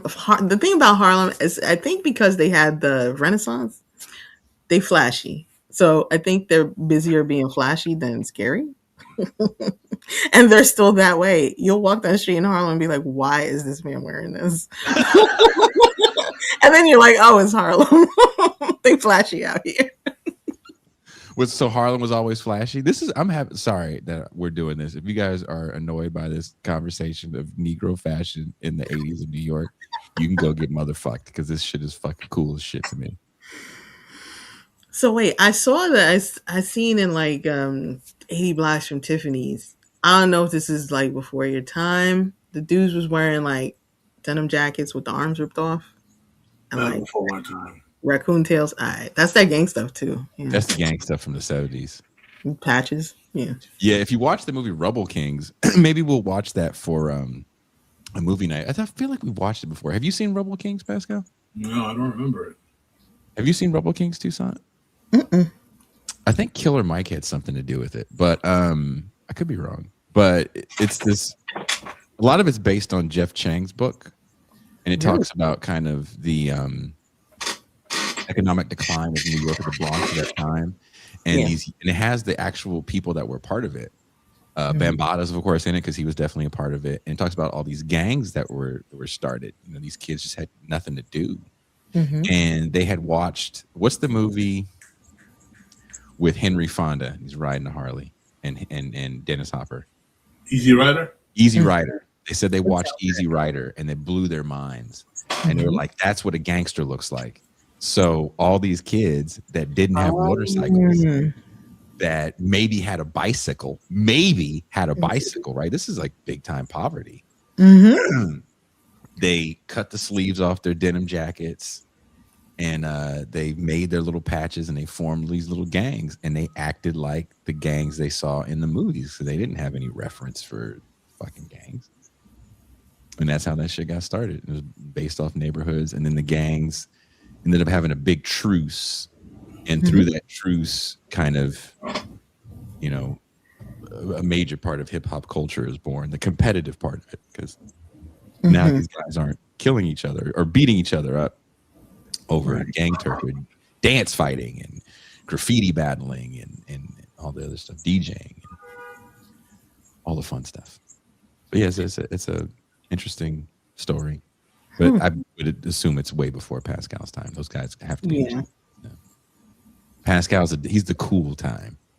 He's wearing Kangos with LL Cool J in Queens. Well, you were in high school then, Pascal, when LL Cool J was born the same year as I am, but he's a little bit older than I am. He's born in January. I was born in December. But you are in high school when Bernard Getz shoots those kids on the train. Yes, early in my high school years. Did that scare you when that happened? I was pissed. Was you going out looking to slap white dudes? No, not the high school I went to school at. As you were listening to, and it's like that. Well, New York was very, I don't say it was very different, because there's still some spots where it's like that, but it's like it was tense. Like you needed to literally balkanized. You needed to watch your eyes and who you were looking at on the train. Like if you looked at somebody the wrong way, it could be something. People was slashing people, and just it was a dangerous time. So do you think your era was more dangerous than Pascal's era, Toussaint? I don't know. Probably less dangerous. Okay. But my era is when you start to also get the influx of the gangs from the West Coast, or at least LARPers. People dressed in all red. The guys dressed in all red, the girlfriend's dressed in all red, and the baby is in the carriage in all red. Banging in Little Rock ruined a lot of lives, man. The gang thing was really big when I was in high school. I remember I was walking down the street with my friend, and she's like, "Hey, you see that guy across the street?" I was like, "Yeah." She's like, he got a black flag sticking out his back pocket." I was like, "What the hell is a flag?" She's like, "It's a bandana. He got a black bandana sticking out his back pocket. You know what that means?" I was like, "What does that mean?" "That mean he God body." I was like, "Okay, so he's God body or he's God body? He's God body. God, is it a gang of woke niggas? I don't know if it's exactly a gang or if it like has overlap with 5%ers and stuff like that. But she was like, you should be able to walk up to him and say, "Hey, what's the mathematics?" And he should be able to tell you. And if he can't tell you, then you have to take his flag. And I was like, that's exactly what I'm not going to do with you. Why would I go? What kind of trivia question? That's 5% of stuff. Yeah. It's mathematics. Knowledge cipher over wisdom supreme. So, okay, you go through the calendar, right, of a month. Every day, obviously, you have the first, the second, the third, but every number means something. It's a little bit like numerology, but this is actually not numerology. They have their own separate meanings. So the 25th would be, I guess, the 2 plus the 5, and each one has a meaning, and then it gives you a whole little sentence that you spit out, like ChatGPT, of what it means. Today's mathematics I'm more is about this than you need to. She didn't want to get fucked up. I don't blame her. you What's gotta the know what you're dealing with. I literally went to a step show, and when we were leaving, there was a shootout. Someone says, "Was this man a bridge troll?"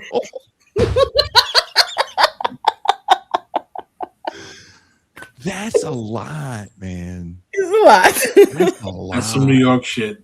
Yeah, it is. That is the you speaking of New York shit and mathematics. It's the 30th or 35th anniversary of Brand Nubian's first record. Yeah, Random. it was a great album. I like that record. I'm not gonna lie. All for one.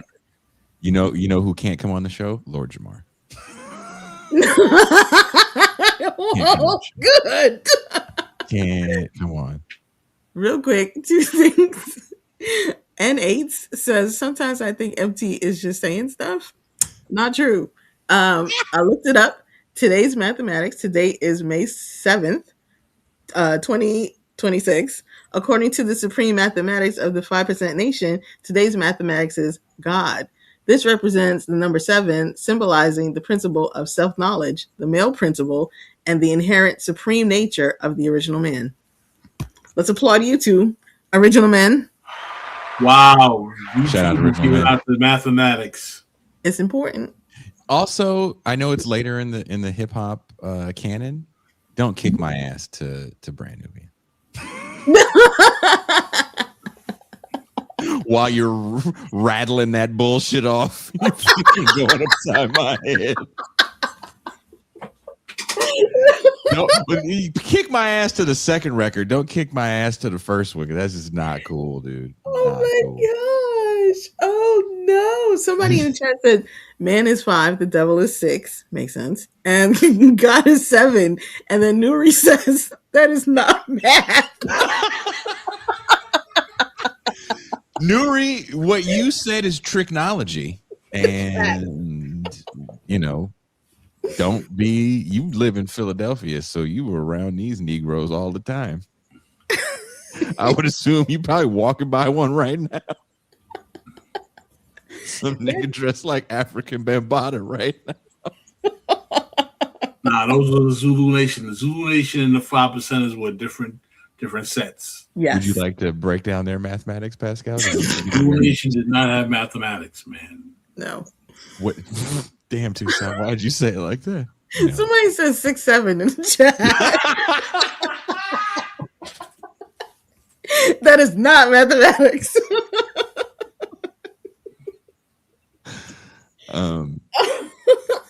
I have to. I'm going to Berkeley in 2 weeks to speak. Oh, nice. And, are you gonna take over while I'm gone? Me? Oh, Pascal. You. I don't know. So for Thursday? Am I? Yeah, I'm leaving on Thursday. I'll be gone Thursday. Yeah. Next Thursday? I'll be gone all weekend. Yeah. Mm-hmm. Do we have a show schedule? Yeah. I technically blocked it out, but I'm like, you know what? Tucson and Pascal, everybody loves them, and I think they should just do a show either Thursday or Saturday and just kill it on their own. What say you? See, Virtuoso's clapping with his brown hands. Virtuoso's brown hands? Sometimes people be faking the funk with the emoji colors. I don't know what anyone is. Yeah. Everybody's a white male until I meet you in real life. Sometimes people are like brown skin, like, I don't know, medium brown, whatever. And then they put the darkest emojis. And I'm like, what are you trying to prove something? Like, You leave me out of this. just stick with yellow if that's the truth. If that's what it's gonna be like. Just be one of the Simpsons and stick with yellow. I talked to this light-skinned woman, and we went to school together, and I was giving her shit about being light, and like she came down here, and I was like, "You better bring sunscreen because you light." And she's like, "I don't know why you think you are the darkest nigga alive."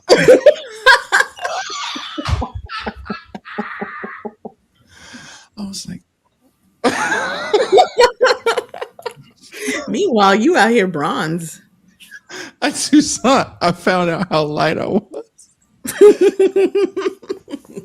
Because I be wearing them shorts, right? So my whole legs is dark. Mm-hmm. And I don't wear socks. So I'm like walking around like, ha ha. Man, my feet have good credit. That's how light I am. Oh, wow. I didn't know. You do not wear sandals? No. Pascal, you need to send him a pair of Sabats. No. Immediately. There's scorpions and snakes out here. No, fuck that. Fuck that noise. I was driving up the hill and I saw a big ass snake and I'm like, no. People who live in areas like you all around the world always wear sandals. Those brave motherfuckers. I'm from the city and I don't see bugs this big ass bugs all the time. Scorpions and shit. I saw a tarantula the other day. Nigga was big as shit. That's not okay. Buff. Fuck that. No. Buff ass spiders running around. No. They're furry. Oh my Yeah, god. they shed. They do all kinds of shit you didn't know they did. Not okay. I'm not wearing a fucking open-toed shoe around that guy. You high? I was thinking of getting like a toy version for Jean's kids. But I'm very conscious of how the mom is going to react. And I don't want to kill her. They need a mom. Yeah. No, dude. I don't want to open a box and see that. Pascal lives in a place with big fucking bugs too. Florida, everything is bigger. Roaches, fly, it sucks. They don't wear socks in Florida. You can't wear socks. Pascal, you don't even have socks. Please don't tell me you have socks on right now. No, I don't have socks on right now. Exactly. You can't wear socks in Florida. I mean, he's got tan feet. Pascal has tan feet. My feet are pretty dark. You see? Really? You wear your Sabats when you go out? Yes. Yeah. You have the ones with the X? No, I have the flats. Slides. Oh, like that. You got the African American joints. the ultra Haitian ones are the ones with the X. No, I don't have them third world joints. What are you talking about? Look at you. That's why y'all can't come down here and visit, because you can be clowning at my Haitian neighbors and shit. This is third world joints. Third world joints. Don't make it fun of my uncles and my dad. Somebody said, Virtuosa said Florida wildlife is just a free trial version of Australia. I tell Pascal that all the time. He's like, no, it is not that bad. It kind of is. I think he's a little far from the water in the swamp. Yeah, but you got the iguanas. If you got distance from the swamp, you're cool. But if you're near a swamp, there is.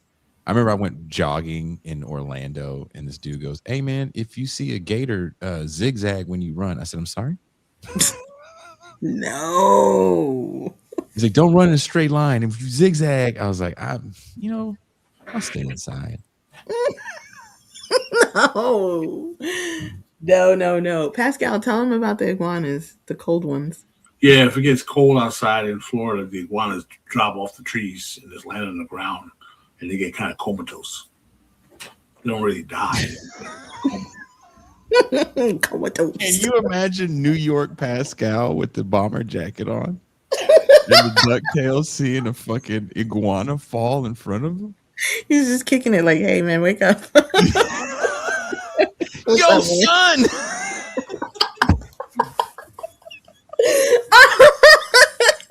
Calling his boys on that big fucking cell phone. Yo, this crazy iguana just rock this funky joint. We stepped on it. What's the thing you always say that I say? And you say New York City.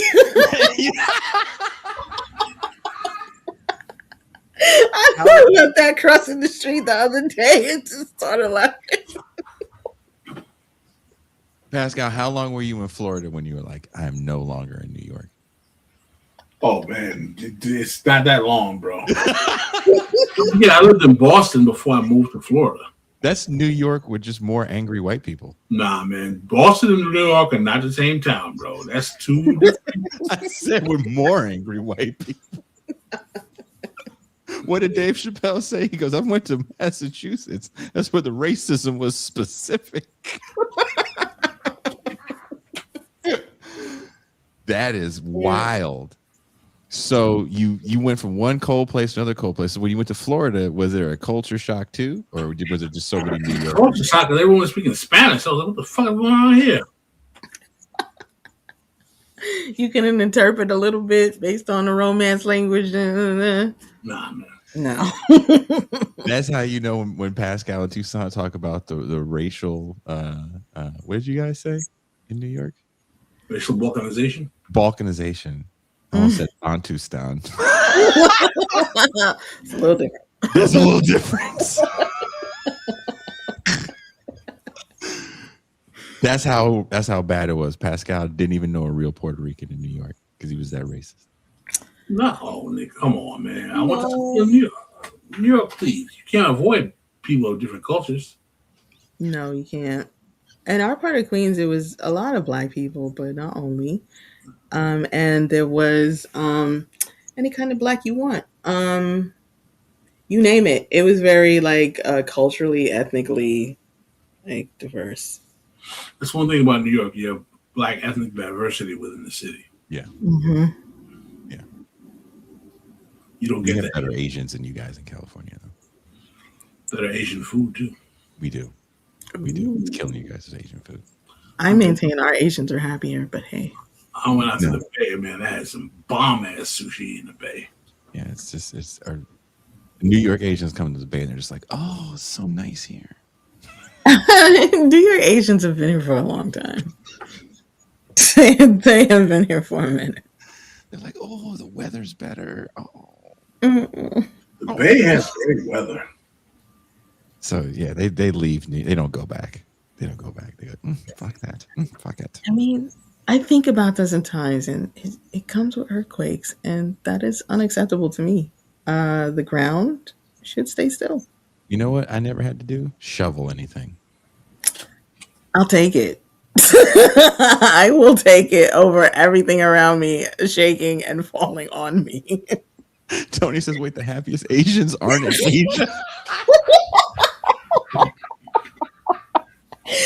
I said that on the previous show, and I don't even remember why I said it, but yeah. Okay, so maybe that person in the chat was right. Sometimes I do just be saying things.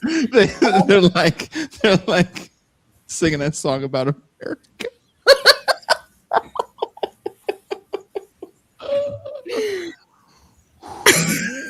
I'm just competing with Jason. That's all. Just letting the racism flow. You know why? You know. Before we go, you know who I'm going to be with in Berkeley, Toussaint? Don't say Catherine Lou. No. Okay. I have spoken at her class before. She's hot right now. She's hot in these YouTube streets. She's hot in these YouTube streets. No, I'll be speaking with Thomas Zaitzoff. Really? Thomas Zaitzoff and Scott Barkin. In Berkeley, in California? Yep. Oh my gosh, I am so jealous. I want Thomas Zaitzoff to invite me to talk to his class, but I've never done anything of any worth. I don't deserve that. You're on this show, dude. You're on the fucking. I mean, as an environmentalist, another thing that I'll cop to. You're the requisite environmentalist, feminist, Black. Vagina. It's true. I do have all of those things. You're the. What else does she do, Pascal? Pick her hair. He's not wrong. He's not wrong. I meant like as an environmentalist. I've done some revolutionary graffiti. Yeah,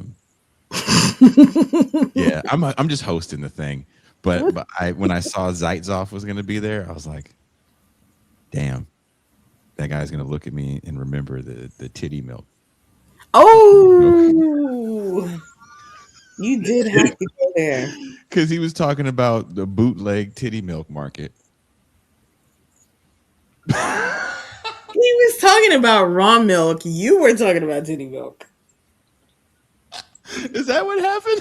Yeah, it's a raw milk movement, not necessarily like from humans. What the hell is raw milk? Oof. That's the famous last words. That's what that shit is. It's basically raw milk is milk that's like not pasteurized or Yeah. anything. Why the hell would you want that? Isn't that chemically dangerous? Yes. Yes. It's But if you extreme. ask the anti-intellectuals, That's kind of what we're talking about today. it's a miracle elixir. There's a movement to anti-pasteurization movement. They run the health department. It's your Wait, boy hold on. RFK. RFK. RFK is one of these anti-pasteurization fools. Yes. Big time. It is so much worse than you think. It really is. He is so much worse than you think. Real quick, I just want to say I saw a picture, and this is going around, and I guess it's going viral. A picture of him running at the White House Correspondents' Dinner and leaving his wife behind. Leaving his wife behind. Yeah. Didn't even look back. There's a picture of Stephen Miller using his pregnant wife as a human shield. With a handful of titty. He had a whole. I saw that too. Like, Jesus. He did, and I was like, why is his hand there? Did you duck under your wife, sir? Your pregnant wife? You Nino Browned your wife? Yeah. You might as well have yelled out, "These niggas shooting," as he did it. These niggas shooting. I was like, man, America's in a bad way. That's what this show is. When you ask, like, why did you want to do this show? Because America's in a bad You see Cash Patel at the White House Correspondents' Dinner looking like he was trying to buy barbecue. Cash Patel looked like he was trying to. The plug wasn't calling him back. He was, fuck, man, I'm trying to. Ooh, I need to come down.